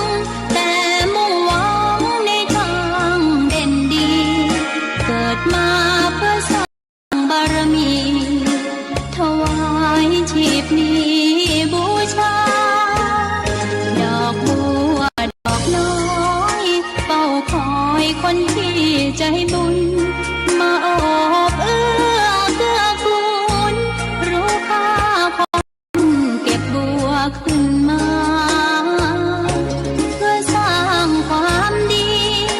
และสร้างบารมีดังว่าใช้ดอกบัวนี้บูชาพระสัมมาสัมพุทธ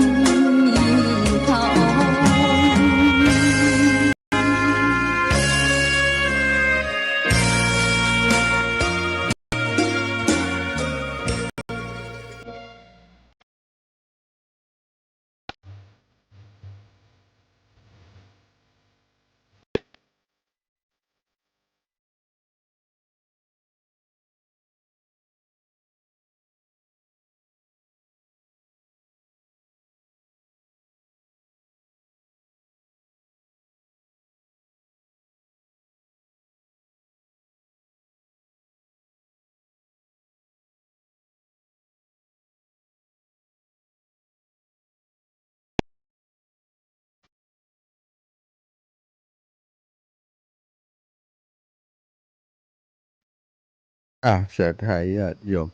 พอได้พักเสียง อ่าฟังเพลงไป2 เพลงเนาะชวนทำบุญกับดอกบัวบูชาเป็นเพลงที่ใจเปิดอยู่ประจำโอ้สวัสดียินดีต้อนรับศรัทธาพี่น้องจากเมืองฝางแม่หลวงกำนันบุญเรืองใช้เงินนะเข้ามาติดตามรับชมเหมือนกันแม่วิไลพันธ์อภิชัยไวยสัตุมาเนอแม่พวงทองมหาวงศ์พี่น้องบ้านบวกข้างสันกำแพงแม่ย่าเล็กปวลีอินสุแม่ย่าศิลินทิพย์บุญเลิศ กราบสาธุไวยสาเจ้าสาธุเจ้าแม่ศิลินทิพย์แม่เลนูชัยวงศ์กราบน้อมกราบไวยสาธุเจ้าท่านพระอาจารย์นะโยมแม่เล็ก เล็กปวลีอินสุวรรณกลับไว้สาเจ้ารับฟังอยู่เจ้าชัดเจนดีเจ้าแต่เสียงของท่านฟังยังเป็นวัดอยู่เน้อเจ้ารักษาสุขภาพโดยเจ้าขอบคุณโยมแม่ที่เป็นห่วงเน้อเสียงก็ธรรมดาเนาะสถาใจเปิดนักมันก็เหมือนกับมันบอบช้ำ บอบช้ำจากการใจเปิ้นนั่นแหละแต่เจ้าก็จัดรายการ2 ชั่วโมงนะตี 3ถึงตี 5แต่บ่ได้อู้ถึง2 ชั่วโมง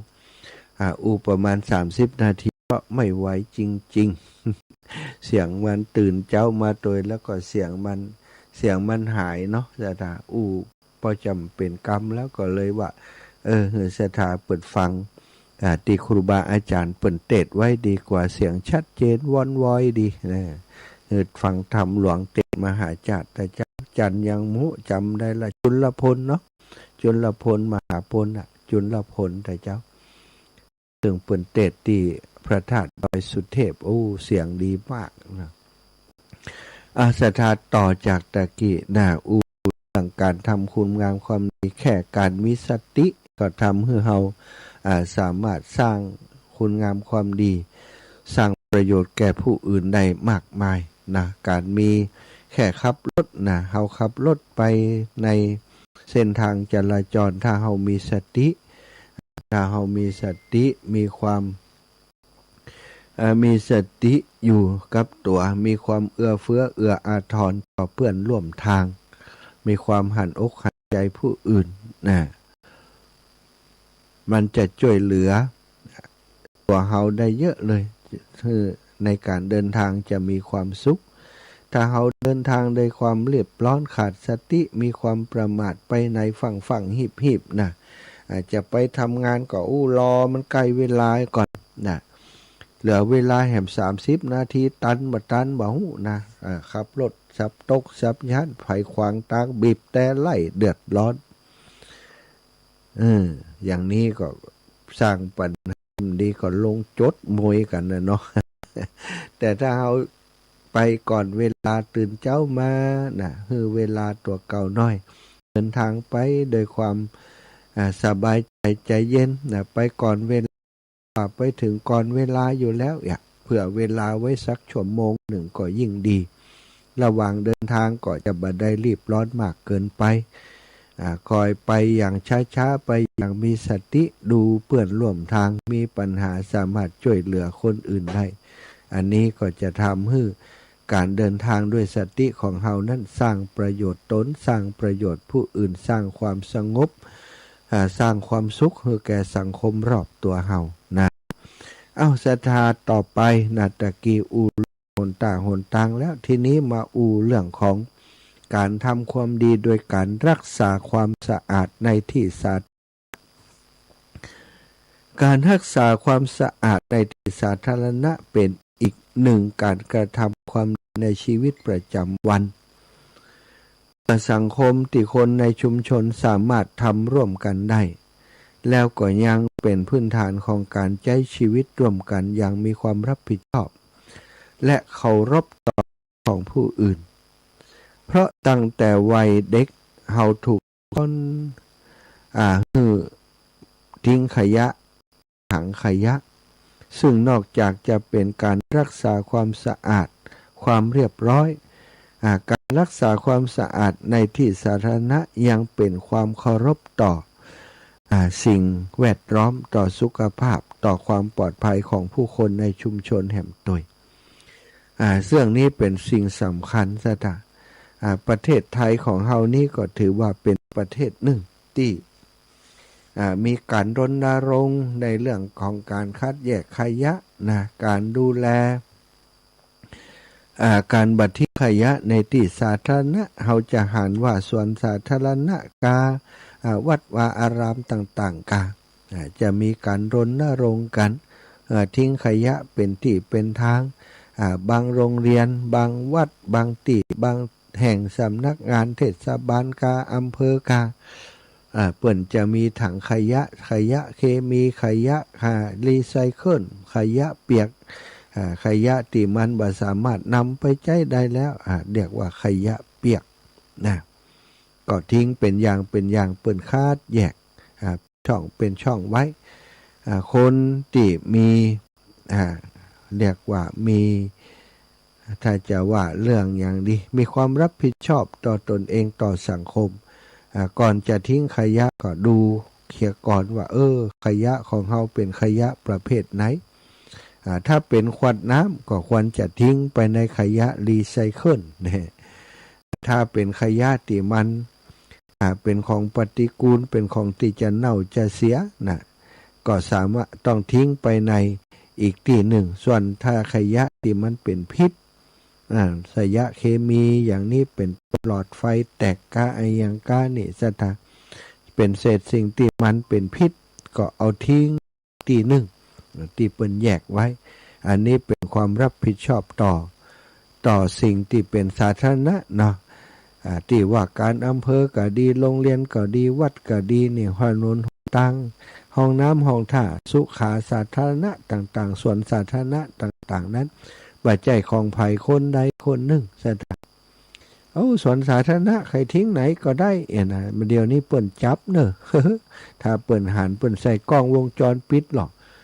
หมอนี้ไปพื้นที่สาธารณะเอาของไปขวางไปทิ้งเนี่ยถ้าเปิ่นหันเปิ่นจับได้ก็โดนปรับโดนใหม่นะสถาน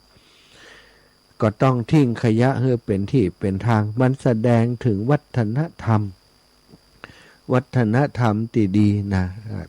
ของคนคนนั้นนะเป็นคนที่มีมารยาทต่อสังคมนะการที่เขาไปในที่สาธารณะต่างๆนี้เขาจะต้องมีเรียกว่าต้องเคารพกฎระเบียบของคำว่าสาธารณะของที่เขาใจร่วมกันกับคนอื่นบ่ใช่ของเขาคนเดียวเป็นของที่ใจร่วมกันกับคนอื่นก็ต้องเคารพในการใจของสาธารณะถนนหนทางที่เขาใจร่วมกับผู้อื่นบ่ควรจะทิ้งเศษขยะทิ้งอะไรอย่างลงไปในพื้นที่สาธารณะอย่างตมาว่าเนี่ยบางคนกินกล้วยกินอะไรอย่างนี่เอาเปลือกขวางไปตั้งสาธารณะบักกึดนะว่ารถที่จะมาตั้งหลังเตียวตั้งหลังจะมีปัญหาจะไปผังทิ้งมันยังเนาะรถของเขามีอยู่ก็มีถังขยะมีถุงขยะจะเอาไปทิ้งออกนอกรถมันเป็นอันตรายต่อคนขับขี่โดยก้นเฮามาบางคนนี้จริงๆแล้วเคยหันบ่อยครั้งนะขับรถนำหน้าไปถุยปุรีออกมาอย่างนะเอาเศษ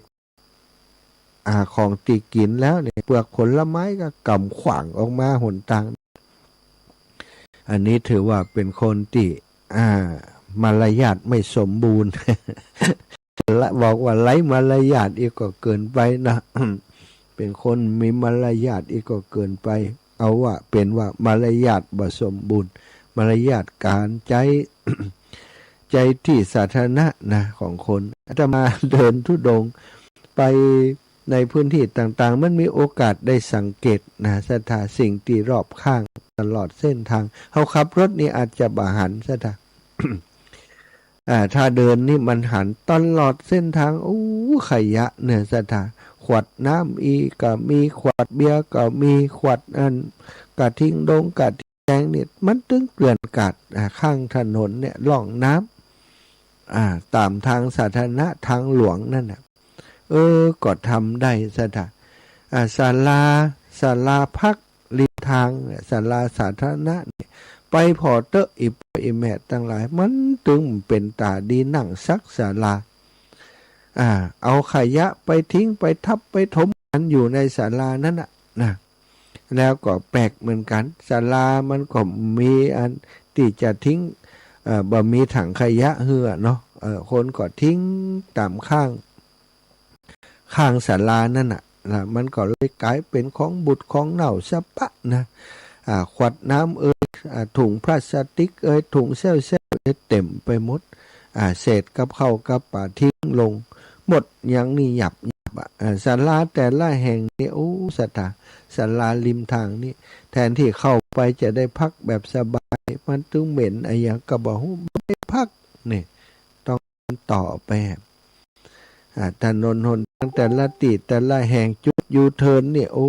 อีปออีแม่ตั้งหลายติดรถบรรทุกมันจอดได้นี่ข้างๆนี้กับขยะเนี่ย เป็นโฟมเป็นกองโฟมที่เขาใส่กับเข้าป้าเนี่ยก็มันเป็นสิ่งที่จะปิติสะท้อนเนื้อหันว่าโอ้คนเฮานี่บ่มีความรับผิดชอบต่อสิ่งที่เรียกว่าสาธารณะเป็นของสาธารณะเส้นต่างๆนี่เป็นของสาธารณะที่เราควรจะรักษาความสะอาด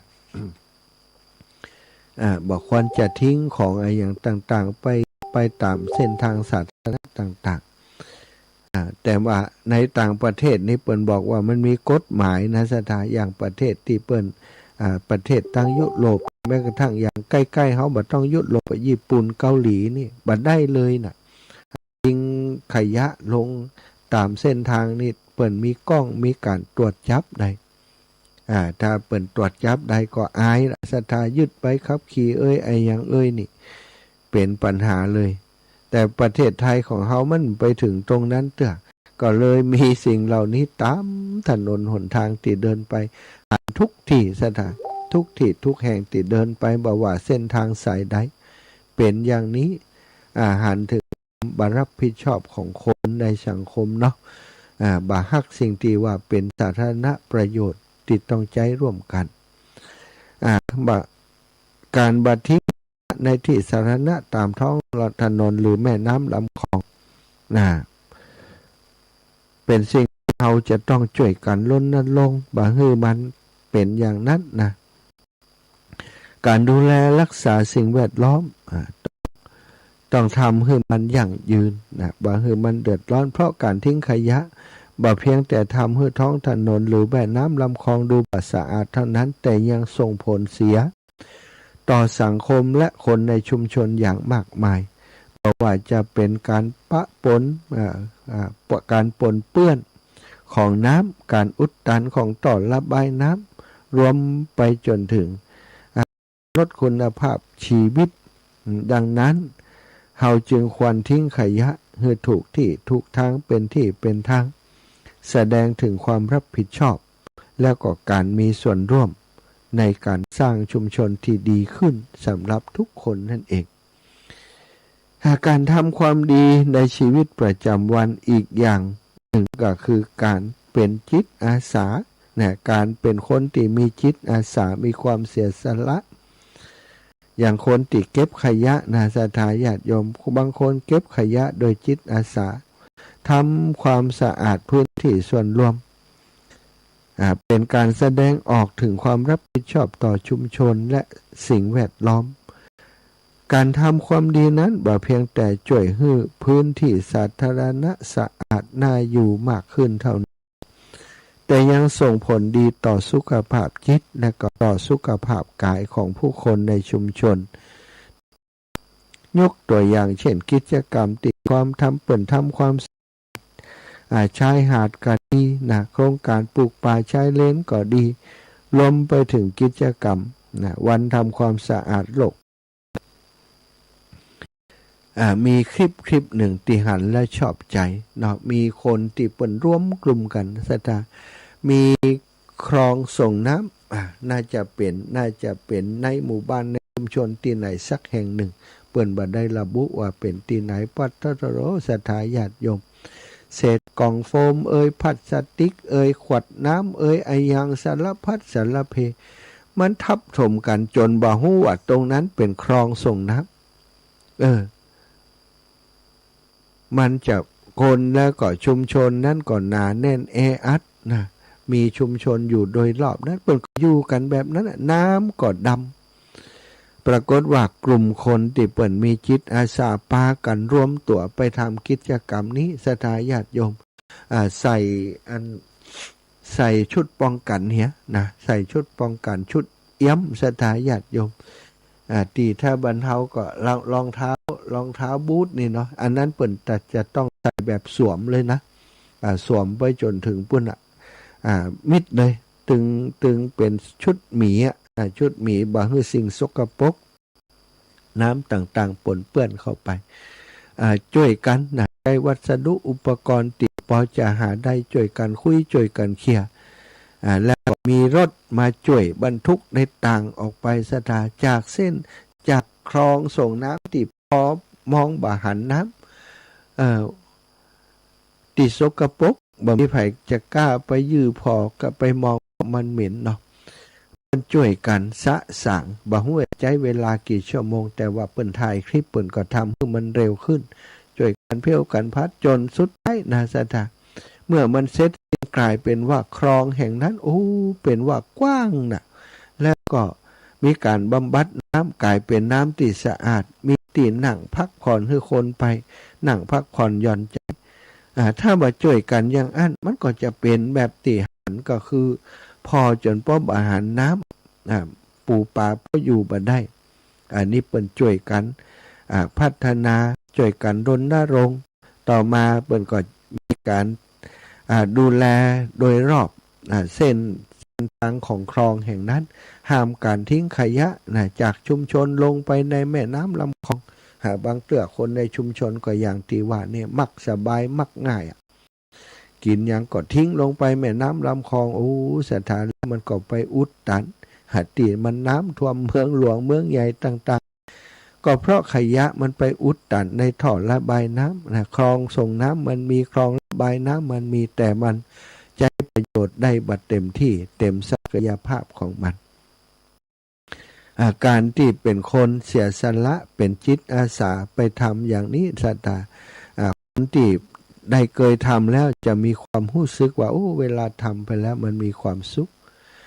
มีอยู่ครั้งหนึ่งสตาอาตมาภาพได้เดินตามไปในจังหวัดแห่งหนึ่งนะในภาคเหนือของเฮาเนี่ยนะในภาคเหนือของเฮานี่ตอนนั้นเป็นคฤหัสถ์ได้ขับมอเตอร์ไซค์ไปโอ้น้ำเฮาว่าคลองส่งน้ำมันก็อยู่ตั้งหลุมหันแต่ทำไมถนนที่เฮาขับรถไปทำไมน้ำมันขึ้นสูงเหลือเกินมันเกิดจากไอ้หยังน้ำทางที่มันน่าจะระบายได้ง่ายเป็นถนนรอบนอกด้วยขับรถไปก็โอ้หันว่ามันมีขี้เงียขี้โคไปทับถมอยู่ตรงที่ตะแกรงระบายน้ำจากถนนเนี่ยที่จะลงไปห้องอาตมาหันขยะหันพลาสติกหันขวดอะไรอย่างมันลอยอยู่ตรงนั้นก็อันนี้เป็นสาเหตุก็เลยได้ไปจกออกเสร็จกระเดียวมันก็บ่มลงไปโอ้น้ำจากถนนที่มันขึ้นแผ่วกวางล้อนี่ที่ผ่านไปถนนสายนั้นนี่มันก็วาบลงไปเนี่ยคนที่เดินไปแถวนั้นคนแทนที่จะลบเนาะหรือว่าจะต้องโดนน้ำสาดใส่กันจากน้ำที่มันขึ้นมาถนนนั้นเขาก็เดินทางสบายเขาก็แอบดีใจว่าโอ้เฮานี่ได้ทำประโยชน์ให้คนโน่เนาะไม่จำเป็นต้องให้ไผมายกย่องตัวเฮาเนี่ยพอเฮาทำเองเฮาก็เกิดความรู้สึกดีขึ้นในจิตในใจของตัวเองนะมันก็เกิดขึ้นกับตัวของเฮาเองนั่นแหละสถานอันนี้ก็เป็นประสบการณ์หลายครั้งนะที่ไปทำสิ่งอย่างเอียดถ้าเฮาหันปัญหาแล้วถ้าเฮาข้ามผ่านปัญหานั้นไปเหี่ยบ่สนใจคนที่ใช้รถใช้ถนนเส้นทางนั้นก็จะลำบากมาถ้าลูกเด็กแดงขับรถผ่านมาตรงนั้นมาเจอถนนพุ่มเนี่ยรถอาจจะล้มก็ได้เพราะน้ำมันขึ้นสูงวิ่งรถมาเร็วบางเตือเขาบาหารว่ามันเป็นแอ่งน้ำตรงนั้นก็จะเกิดอุบัติเหตุมีเรื่องหนึ่งที่เป็นตัวอย่างที่น่าจะกล่าวถึงเนาะได้ไปอ่านประวัติของท่านมหาตมะคานธีประธานาธิบดีของประเทศอินเดียนายกรัฐมนตรีของประเทศอินเดียในสมัยเมื่อมาแล้วเนาะสถานอายุบเดียวถ้าอยู่ก็ได้จะสัก200 ปีแล้วก็ท่านคานธี มหาตมะคานธีนี่เป็นผู้ที่มาปฏิวัติวัฒนธรรมหลายๆอย่างของประเทศอินเดียสถานญาติโยมประเทศอินเดียสมัยนั้นเป็นเมืองขึ้นของประเทศอังกฤษแล้วก็ได้ขึ้นชื่อในเรื่องของความ บ่ค่อยสะอาดเนาะสถานญาติโยมบ่ค่อยสะอาดสุขอนามัยบ่ค่อยดีนะถูกก็ถือว่าเป็นอันดับต้นๆในสมัยก่อนแต่สมัยนี้ก็ ดีขึ้นเยอะเนาะสมัยนั้นนี่ห้องน้ำสาธารณะกาอย่างนั้นบ่ค่อยมีนะสถานบ่ค่อยมี ก็เหมือนกับประเทศเฮาสมัยนั้นเหมือนกันนะเนาะว่าเปิ้นวัดตัวในสมัยเป็นละออนก็ไปเข้าห้องน้ำตามปะเราปะโคนะสมัยก่อนเนาะอยู่บ้านนอกเป็นอย่างนั้นจริงๆนะระยะหลังมาก็มีห้องน้ำห้องท่าขึ้นมาในประเทศต่างประเทศอย่างประเทศอินเดียในสมัยนั้นก็เหมือนกันนะท่าน มีคนว่าหนังไปถ่ายนักเนี่ยหนังถ่ายคนละตีหนังอู้ก็มีว่ะที่คนที่เป็นไปหันไปปะนี่เนาะท่านนั้นก็เป็นสิ่งที่เป็นบ่อเกิดของโลกหลายๆอย่างเนาะหิวากาโลกาอย่างกาก็เกิดจากการที่คนเฮานี่บ่ได้ดูแลสุขอนามัยกับสิ่งแวดล้อมท่านมหาตมะคันธีท่านปฏิวัติสังคมอินเดียด้วยการลงมือทำเกี่ยวกับเรื่องมูนี่นะสัตว์ลงมือทำมีอยู่ครั้งหนึ่งนะท่านมหาตมะคันธีไปประชุมในโรงแรมแห่งในประเทศอินเดียแต่เปิ้นนี่เวลาไปประชุมเปิ้นจะไปก่อนเปิ้นจะไปก่อนคนอื่นหมดนะท่านมหาตมะคันธีเปิ้นสบายใจว่าโอ้ไปนี่ไปถึงก็เข้าห้องประชุมแล้วประชุมบาใจท่านมหาตมะคันธีที่จะเป็นคนที่มีการเตรียมตัวที่ดี ท่านจะไปถึงที่ประชุมก่อนในครั้งหนึ่งท่านไปถึงที่ประชุมก่อนที่จะไปถึงก่อนเป็นชั่วโมงเหมือนกันไปถึงแล้วท่านก็ไปเข้าห้องน้ำปรากฏว่าห้องน้ำที่เปิดเข้านั้นนะเป็นคนทำความสะอาดยังมากำเถื่อยังทำความสะอาดมันก็สกปรกมีกลิ่นมีอะไรอย่างต่างๆตมะคันธีก็ไปซื้ออุปกรณ์ทำความสะอาดมาแล้วก็ไปล้างห้องน้ำซึ่งคนไอ้เจ้าเนาะไผ่มตันหันไผ่มตันหันเปิ้นก็ไปล้างห้องน้ำห้องโน้นห้องนี้เพื่อจะให้ห้องน้ำมันสะอาดปรากฏว่ามีคนไปปะเปิ้นคนก็ถามว่าโอ้ท่านเป็นถึงประธานาธิบดีของประเทศอินเดีย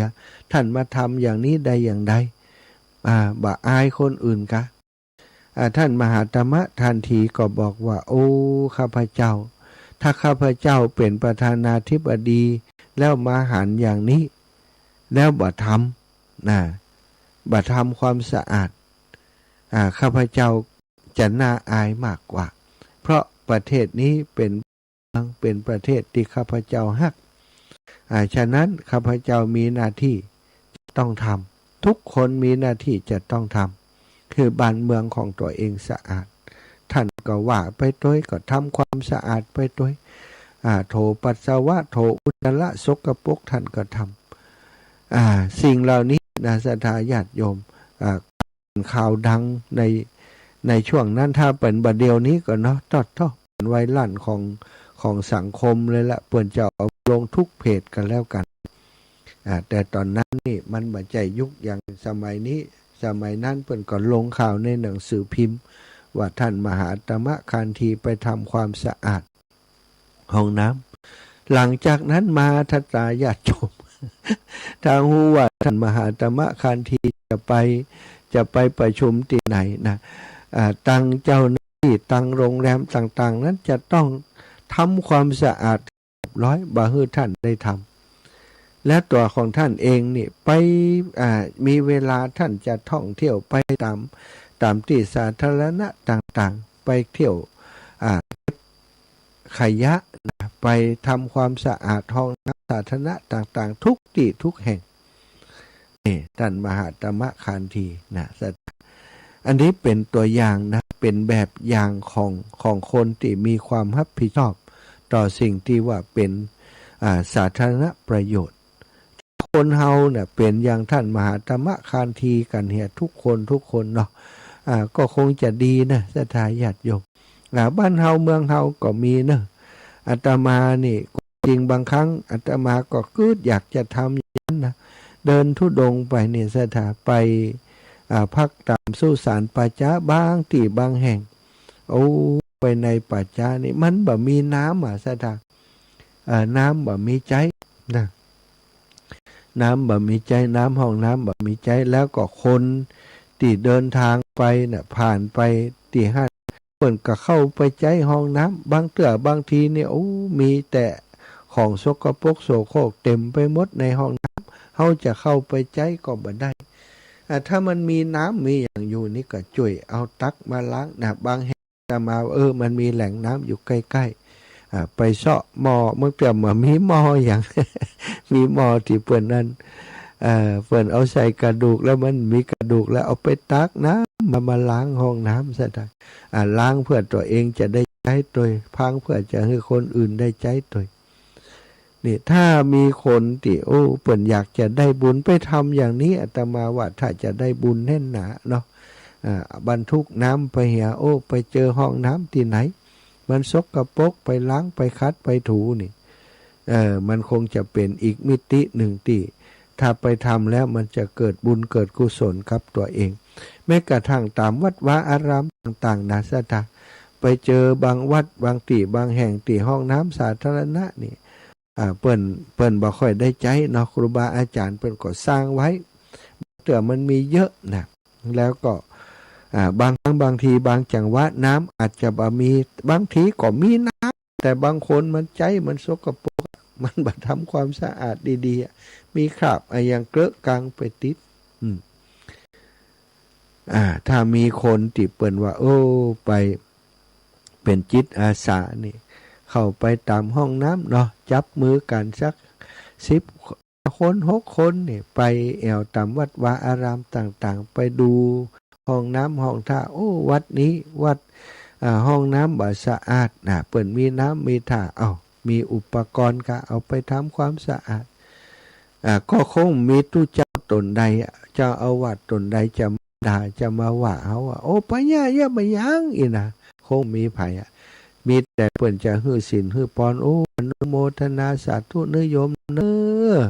โดยบุญโดยกุศลนี้ขอให้โยมเกิดมาเป็นคนดีคนงามมีทรัพย์สินสลิงคารมีเกียรติยศชื่อเสียงปรากฏให้คนเป็นที่ฮักหุ่มของคนและมนุษย์ทั้งหลายเน้อฮือมีโจกมีใจเน้อเปิ้นจะฮื้อปอนอย่างเดียวเนาะถ้าไผเข้าใจนะอาตมาว่าทำบุญแบบนี้แค่ไปทำความสะอาดตามวัดวาอารามหรือว่าสวนสาธารณะก็ได้นะบางบางคนเจ็บนักเจ็บเบาไปจะเข้าห้องน้ำไปหันซกกระปรกอย่างนั้นหนีเห็นแล้วแต่คนที่เปิ้นคิดได้ทำความสะอาดกั้นใจเหี่ยกำเอาน้ำหลาดเอาน้ำอย่างมีอย่างทำความสะอาดอุปกรณ์ถ้ามีที่หันก็ทำถ้ามีก็เซาะอย่างมาดัดแปลงทำความสะอาดทำให้มันสะอาดพอที่จะใช้ได้นะมีโอกาสก็ไปทำความสะอาดใหญ่แหมกับให้มันสะอาดคนอื่นก็จะได้มาใช้ตัวศรัทธาญาติโยมถึงว่าคนอื่นเนี่ยมาใช้ห้องน้ำต่อจากเฮาเนี่ยเปิ้นบ่หานสิ่งที่เฮาเนี่ยนะแต่ว่าเปิ้นเข้ามาแล้วบ่เจอสิ่งที่มันอุจจาตาบ่เจอสิ่งที่สกปรกทั้งหลายเปิ้นใจห้องน้ำอย่างสบายใจนี้บุญก็เกิดขึ้นกับเฮาแล้วบุญจะเกิดขึ้นกับเฮาเลยโดยที่เฮาต้องเปิ้นมันต้องขอบคุณหรือว่าเปิ้นต้องฮู้หรอกว่าห้องน้ำเนี่ยก่อนที่มันจะสะอาดนั้นมันเป็นอย่างไรแต่คนที่มาใช้เนี่ยได้ปลดทุกข์เข้าไปก็ปลดทุกข์ต้องมาลำบากอย่างเฮาแต่เฮานี่ลำบากเพราะไปหันก่อนถ้าเฮาหันแล้วเฮาบ่ทำนั้นเฮาจะไปโทษคนอื่นว่าคนทำไมมันทำคนอื่นก็คิดอย่างเฮาเนี่ยมันเลยมันทำไงถ้าเฮาทำเหี่ยมันก็จะสะอาดมันก็ใจประโยชน์ได้อันนี้คือการมีจิตอาสาจิตอาสานี้บ่จำเป็นจะต้องว่ามีไผมาใจมาบังคับเฮาศรัทธาญาติโยมใจตัวเองเฮาทำด้วยตัวเองได้จิตที่เป็นผู้ที่มีความเสียสละมีอาสาอยู่ที่ในส่วนลึกของหัวใจการมีจิตอาสาจะทำให้เฮานี่เป็นคนที่มีน้ำจิตน้ำใจเป็นคนที่มีเมตตาไปโดยปริยาย เฮาหันปัญหาของคนอื่นเป็นปัญหาของเฮาสถานสิ่งที่คนอื่นอย่างเฮาไปหันโอ้มันก็ปกใจบ่ได้เฮาโอ้ต้องตุกไปแหมปั๊มหนึ่งไปเซาะแหมที่หนึ่งกว่าจะไปถึงดีมันลุดกลางตางลงถ้าเอาไปทำความสะอาดเนี่ยคนอื่นก็จะได้ใจอันนี้ก็เอาตัวอย่างจากมหาตมะคาคีในเรื่องนี้มาใจได้สิ่งสาธารณประโยชน์ต่างๆนั้นเป็นสิ่งที่เราจะต้องอาศัยความร่วมมือของทุกฝ่ายต้องช่วยกันดูแลบ่ต้องนิ่งบ่ต้องยังไหนถ้าเรามันสั่งสมอบรมแล้วก็มันทำสิ่งเหล่านี้อยู่เป็นประจำคุณงามความดีสิ่งที่เราทำนี้มันจะไปไหนเนาะมันก็ติดตัวเรานี่แหละมันก็ส่งผลให้จิตใจของเราดีงามดีตัวงามตัวเป็นประโยชน์ต่อคนอื่นตัวต่อตัวของเราเองตัวเราอยู่ในสังคมต้องมีเปิดห้องว่าต้องมีความเอื้อเฟื้อช่วยเหลือซึ่งกันและกันอยู่ตลอดนะทีนี้การมีจิตอาสาส่วนหนึ่งนะที่เรามีความรับผิดชอบต่อสังคมแล้วก็การได้บุญอีกอย่างหนึ่งการทำความดีอีกอย่างหนึ่งก็คือการบ่เผาป่าข้างทางนะบางคนซึ่งเป็นพฤติกรรมที่มีผลกระทบอย่างร้ายแรงต่อสิ่งแวดล้อมอย่างที่ช่วงที่อากาศร้อนที่ผ่านมาเนี่ยถ้าไผบ่เผาป่าเลยที่เปิ้นขอร้องเนี่ยไผบ่เผาขยะเลยช่วงที่เป็นเปิ้นขอร้องแสดงว่าเฮาเป็นคนที่มีคุณธรรมมีจริยธรรมที่ดีก็จะหันว่ามีคนบางกลุ่มมันบ่ฮักตัวเองบ่ฮักผู้อื่นเนาะเผาป่าข้างทางซึ่งเป็นผลกระทบที่เป็นพฤติกรรมที่มีผลกระทบร้ายแรงต่อสิ่งแวดล้อมต่อชุมชนใกล้เคียงบ่เพียงแต่ส่งผลต่อคุณภาพอากาศหรือว่าสุขภาพของผู้คนเท่านั้นนะแต่มันยังส่งผลกระทบต่อการสัญจรความปลอดภัยในการเดินทางซึ่งการเผาป่าข้างทางนั้นส่งผลกระทบในหลายๆด้านบอกว่าจะเป็นความปลอดภัยในการสัญจรส่งผลกระทบต่อระบบนิเวศวิทยาทั้งหมดซึ่งบ่สามารถจะแก้ไขได้ง่ายๆนะถ้าสิ่งแวดล้อมมันเสียไปแล้วนะมันก็เสียไปเลยสัตว์ต่างๆสัตว์เล็กสัตว์น้อยนี่เผาป่าตายไปต่อใดเนาะศรัทธาญาติโยมทั้งหลายเพียงแต่เฮาบ่เผาป่าเฮาบ่ทำลายสิ่งแวดล้อมอย่างนี้ก็ทำให้ เกิดสิ่งดีขึ้นเป็นการทำคุณงามความดีอย่างง่ายๆเพียงแก่เฮาบ่ท่วมเผาป่าบ่เผาขยะบ่เผาอะไรอย่างที่เป็นมลพิษต่อผู้อื่นอันนี้ก็เป็นทำความดีโดยที่บ่ต้องลงทุนอะไรอย่างนักเลยนะแค่บ่ทำเป็นการทำคุณงามความดีแล้วการเป็นอาสาสมัครช่วยเหลือสังคมนี้ก็เป็นคุณงามความดีอีกอย่างหนึ่งนะการเป็นอาสาสมัครช่วยเหลือสังคมถือเป็นการทำความดีที่ทำได้ง่ายๆเช่นเดียวกันโดยการเป็นอาสาสมัครช่วยเหลือสังคมเป็นการกระทำที่สะท้อนถึงคุณค่าของความเป็นมนุษย์และความเชื่อมโยงในชุมชนเพราะทุกการกระทำมีความหมายการสร้างผลกระทบที่ดีต่อสังคมของเฮาบอกว่าจะเป็นการช่วยเหลือผู้ประสบภัยการสอนความรู้หรือการทำความสะอาดสภาพแวดล้อมอันนี้ก็เป็นสิ่งที่ทำให้สังคมมันน่าอยู่สังคมนี้การคนที่มีจิตอาสาอย่างสมัยก่อนเนาะสมนี้บ่ได้มีเงินดาวเงินเดือนอย่างนั้นต้องอาศัยคนที่มีจิตอาสาอาสามาช่วยคุณหมอนะมาดูแลสุขภาพพี่น้องในชุมชนมีนะเงินดาวเงินเดือน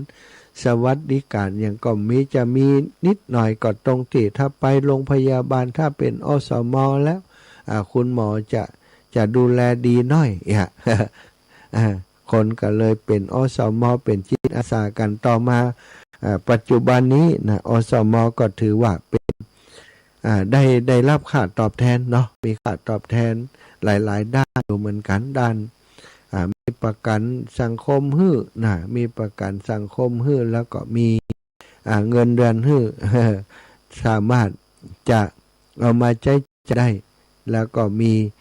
เรื่องของการลดหย่อนในการรักษาพยาบาลอย่างต่างๆด้วยมีชาปนกิจสงเคราะห์ช่วยเหลือพี่น้องอสมและครอบครัวของอสมด้วยจากการที่เปิดอาสาบ่ได้นะแล้วก็อีกอย่างหนึ่งอาสากู้ภัยอันนี้ก็ถือว่าเป็นการอาสาช่วยเหลือสังคมอย่างหนึ่งการเป็นอาสาสมัครในกิจกรรม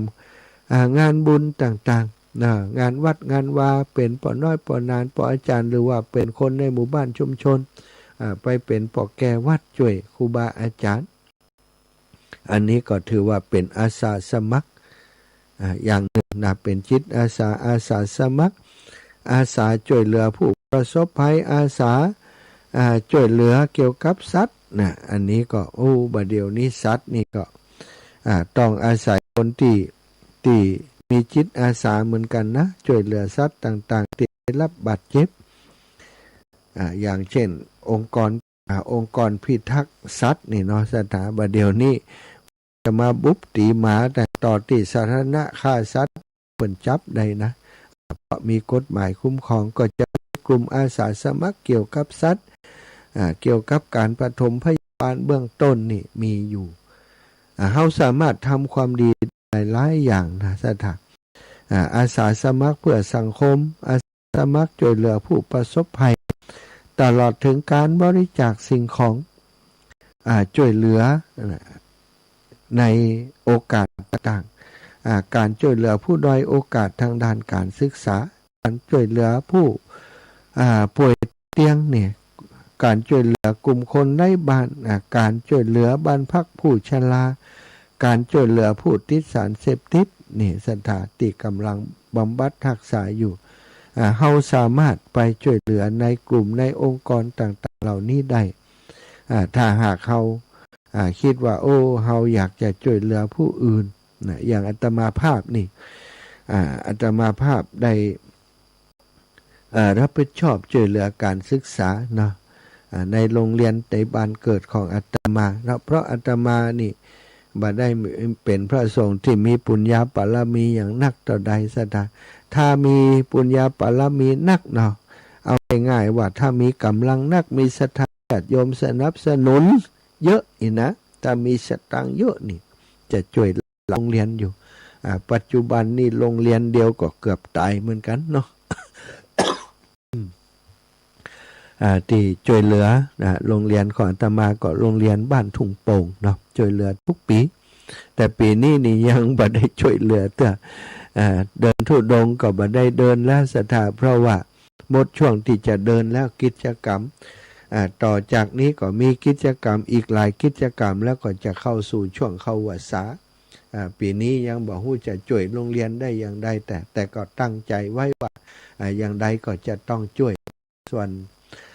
ส่วนที่จะต้องจ้างครูบาอาจารย์ที่จะมาสอนลูกหลานที่โรงเรียนที่อาตมาดูแลนั้นก็ยังขาดปัจจัยประมาณ90,000 ปลายเกือบแสนนะ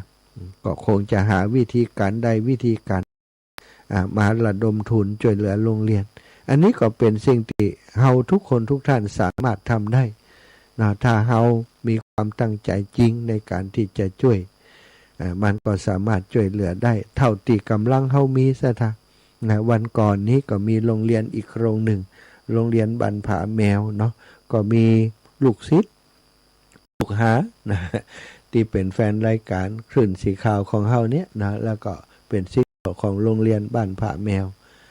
เปิ่นมามาจ่าว่าท่านอาจารย์บัดเดี๋ยวนี้โรงเรียนของข้าเจ้าก็มีปัญหาบ่ฮู้ใหญ่แยะอย่างใดเพราะว่าสตางค์ที่จ้างครูอัตราจ้างก็หมดแล้วบอกทางครูบาอาจารย์แล้วก็กรรมการเปิ่นบอกว่าจะมาปรึกษาท่านอาจารย์เนี่ยบัดเดี๋ยวเปิ่นจะมาวันใดบ่ฮู้นะจะคือการปรึกษาเปิ่นว่าจังไดก็ยังบ่ฮู้จะว่าจังไดเตื้อศรัทธาแต่ก็คงจะหาทางคงจะหาทางได้ช่วย โรงเรียนตัวเก่าก็ดีตัวเขาโรงเรียนอื่นติเปิ่นมาขอความช่วยเหลือก็ยังมีแหมอยู่นะสถานก็เป็นสิ่งหนึ่งเนาะการสมคุณงามความดีไปชีวิตแต่ละวันก็สร้างประโยชน์ให้ตนเองเฮาช่วยเหลือผู้อื่นก็แสดงว่าเฮาบ่ได้ละเลยประโยชน์ส่วนตัวของเฮาการช่วยเหลือผู้อื่นก็เท่ากับว่าการช่วยเหลือขจัดขัดเกลาตัวเองไปในหือหันแก่ตัวคือเป็นคนมีความเมตตากรุณาคือสิ่งที่จะเป็นบุญเป็นกุศลเป็นบารมีของเฮาคนอื่นก็ได้อานิสงส์จากเฮาได้ความสุขจากเฮาช่วยเหลือเพิ่นเนาะใช่ท่าเอาละตอนนี้เวลา 16:47 นาทีช่วงนี้ก็จะปันเวลาอีกสักเล็กน้อยเพื่อศรัทธาญาติโยมที่ฟังรายการอยู่อยากจะโทรมามาจ้ามาสนทนาก็เรียนเชิญเจริญพรโทรมาได้เนอะที่เบอร์โทรนี้08088444173เนอะ08088444173เจริญพรคุณสายสมรแก้ววรรณากราบสาธุเจ้านะกำลังเข้ามาชมนะขอบคุณลุงน้อมไอ้ป้าน้อมหน้าใหญ่ก็เข้ามาติดชมอนุโมทนาบุญขอบคุณที่เข้ามาติดตามโยมน้องสมจิตอินทรวิจิตกำลังเข้ามาสาธุเจ้าสาธุเจ้าติดตามกันมานงเยาว์นงเยาว์คุณโยมนงเยาว์เนาะกราบสาธุเจ้านะก็ขอบคุณเนอะแม่บุญเรืองชัยเงินแม่ยาเล็กวลีอินสุวรรณทุกคนที่ติดตามตั้งไลฟ์สดเนาะตั้งไลฟ์สดก็ดีตั้ง YouTube ก็ดีวันนี้ได้ฟังเรื่องราวดีๆร่วมกันเนาะก็สร้างคุณงามความดีร่วมกันวันที่24นี้วันนี้22วันพรุ่งนี้23วันฮือเนาะวันพุธที่ที่โรงพยาบาลศูนย์ลำปางจะมีการทำครบรอบ84ปีของโรงพยาบาลศูนย์นะก็มีกิจกรรมหลายๆอย่างมีกลุ่มมวลชนจากหลายที่หลายแห่งจะไปร่วมกิจกรรมเรื่องละอ่อนลูกหลานเรียนนักศึกษาคุณหมอพยาบาลนะจะมาร่วมกิจกรรมตลอดถึงสาธุชนต่างหลายตัวนะไปดูกิจกรรมไปร่วมกิจกรรมเพื่อนเนอะอาตมาภาพจะได้เอาลงทานก๋วยเตี๋ยวไปโยมสมจิตอินทรวิจิตจะทำส้มตำสมจิตอินทรวิจิตจะเอาส้มตำไปทำที่โรงพยาบาลศูนย์ลำปางพระจักจะร่วมบุญส้มตำน้องสมจิตนะศรัทธาพี่น้องบ้านฝ่อนก็ดีปงแสนทองก็ดีบ้านสันลานหลวงสระบัวบกก็ดีนะร่วมที่น้องสมจิตก็ได้มีหลายท่านได้ร่วมวันก่อนเนาะได้ไปทำโรงทานที่งานเป็นพรรษาที่สถาบันธรรมพิวัตรก็เลยได้ยอดคือศรัทธาญาติโยมที่เพิ่นไปร่วมอันกิจกรรมหล่อเทียนวันนั้นนะได้ตั้งต้นผ้าป่าสำหรับคนที่จะร่วมบุญในการเป็นเจ้าภาพก๋วยเตี๋ยวด้วยกันที่โรงพยาบาลศูนย์ก็ได้ปัจจัยมา 3,000 กว่าบาทนะศรัทธาญาติโยมซึ่งในแต่ละครั้งที่อาตมาเอาลงทานไปร่วมในประมาณ6,000เนาะ5,000 6,000เป็นอย่างต่ำก็ถ้าส่วนต่างศรัทธาญาติโยมที่ฟังอยู่ทางบ้านสามารถร่วมบุญมาได้เนอะอนุโมทนาบุญกับโยมแม่แก้วนนเต็มเนาะโยมแม่อยู่บ้านนากวางได้ถวายปัจจัยร่วมบุญก๋วยเตี๋ยวมา 1,000 บาทไม่อยากแก้วนนเต็มบ้านนากวางขออนุโมทนาบุญกับโยมแม่อาตมาก็ร่วมไป2,000นะศรัทธาญาติโยมคนนั้นคนนี้ก็ให้หอมมาแหมเนาะส่วนหนึ่งที่ได้ตั้งต้นผ้าป่าไปก็จะพอดีแต่ว่าถ้าศรัทธาญาติโยมท่านอื่นๆว่าโอ้อีแม่ก็ขอร่วมบุญด้วยนะก็ร่วมในส่วนที่อาตมาได้ออกสำรองไปแล้วนั้นสามารถจะเอาร่วมมาได้อยู่เนาะก็ขอขอบคุณล่วงหน้าสำหรับคนที่จะไปร่วมงานตัวแล้วก็คุณที่จะร่วมบุญในการเป็น เจ้าภาพโดยไผ่จะเอาโรงทานมาก็ได้เนอะตังคุณหมอคุณหมอหน่อยหรือว่าหมอแมวเนี่ยนะที่เป็นเจ้าของโครงการที่ดูแลเรื่องนี้เปิ้นก็บอกว่ายินดีนะที่จะต้อนรับศรัทธาทุกคนที่เอาโรงทานไปเนอะเจริญปอนทุกการเจ้าค่ะอาจารย์จ้าโอ้ไม่ได้เอามาวันเหรอจ้ะแตนตุลุงยองเจ้าเสียงดีพอแล้วลูกดีแล้วเสียงดีแล้วเอาเจ้าเนี่ยอาชีพของได้ละเจ้าเลี้ยงคอยยังแควนเจ้ายังแควนละดีมีชู้เลยจัดตู้ขอบคุณยายพรเด้อยายพรนี่ช่วงเวลาเนาะโทรมาเพื่อกำลังใจถือว่าเป็นคนมีน้ำใจเหมือนกันนะนี่ยายพรนี่โทรมาทุกเกาะโทรแต่ละครั้งก็ใจสตังสตังยายพรนี่เบี้ยผู้สูงอายุนี่คุ้มกับโทรศัพท์เนาะคุณโยมดาวเรืองวงวันสาธุเนอคุณโยมแม่ดาวเรืองวงวันไหวสาติดตามอยู่เจ้าสาธุเจ้าหลวงสมจิตก็บอกจองโต๊ะไว้ให้ตัวนะได้ก็จองไว้แล้วเนาะจองแจ้งกับทางโรงพยาบาลไปแล้วเรื่องโต๊ะบ่ต้องห่วงขอลงทานไปเถอะเนาะใครจะเอาลงทานไปเพิ่มเติมสามารถแจ้งมาได้เนอะศรัทธาญาติโยมทั้งหลายเนาะโรงทานเอาไปร่วมกิจกรรมเพื่อนเพราะว่ากิจกรรมนี้จะมีคนไปร่วมงานเยอะตึงส่วนราชการแล้วก็ตังโรงเรียนต่างๆที่เพื่อนจะไปร่วมกิจกรรม80 ปีโรงพยาบาลศูนย์ลำปางนะที่เป็นโรงพยาบาลศูนย์ลำปางนี้84 ปีนะ84 ปี84ไปเห็นแล้ว4884ไปเสร็จแล้วเนาะมันเป็นยังเกี่ยวกันนะเอาไปทำบุญวันที่24เนอะสถานญาติโยมจากงานวันที่24แล้ววันที่12นี้เตรียมตัวเห็นเนอะไปจะไปแอวด้วยกันเนาะงานไปตานเตียนที่วัดโสภณารามห้วยงูในศรัทธาญาติโยมถ้าไปก็ต้องออกเดินทางเจ้าน้อยตี4ไปตี5นี่อย่างน้อยล้อเคลื่อนนั่นนะไปถึงเมืองฝางใจเวลาตี4ตี5 6 โมง 7 โมง 8 โมง 9 โมงนะประมาณ5 ชั่วโมงถ้าตี5ออกนี่ก็ตันอยู่ถ้าตี4ก็จะสบายหน่อยนะเผื่อข้างต่างเขาจะไปแวะหันแวะนี่แหมอยู่แวะเข้าห้องน้ำก็แวะกินข้าวไก่นะไปถึงห้วยงูหนักไปตานเตียนไปร่วมปอยหลวงยกชัดพระธาตุก็ปุ่น10 โมงเป็นทำพิธีเขาไปถึงก็จะตันพอดีแต่ว่าถ้าไปถึงจ้าก็ยังว่านะเปิ่นกำลังทำพิธีอยู่เข้าไปก็อาจจะบ่มีไผดูแลครับ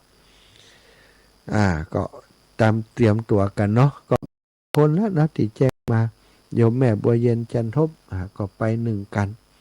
ท่านอื่นก็แจ้งมานะศรัทธาญาติโยม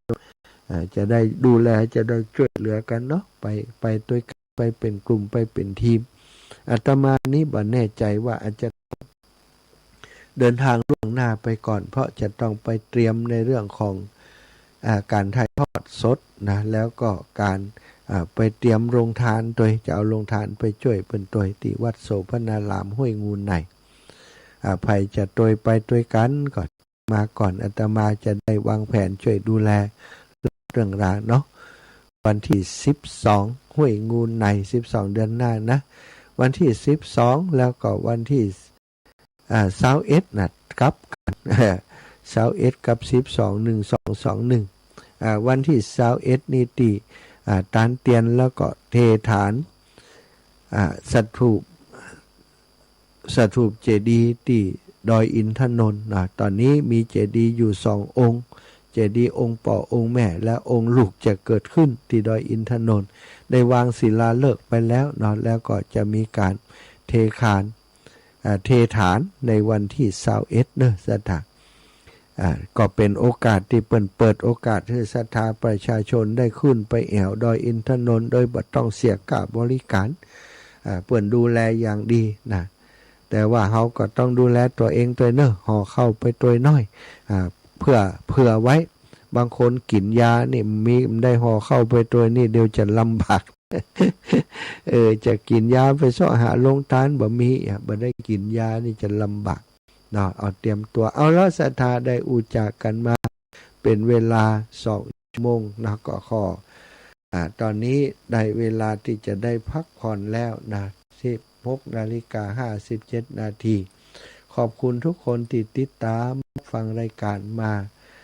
แล้วก็ได้ให้กำลังใจมาทางเฟซทางไลน์แล้วก็โทรศัพท์มาอุปจากันเล็กน้อยก็ขอบคุณทุกคนทุกท่านเนอะขอความสุขความสัสดีจงมีแก่ศรัทธาสาธุชนทุกคนทุกท่านจัตตารโอธรรมาวทันติอายุวันโนสุขังพะลัง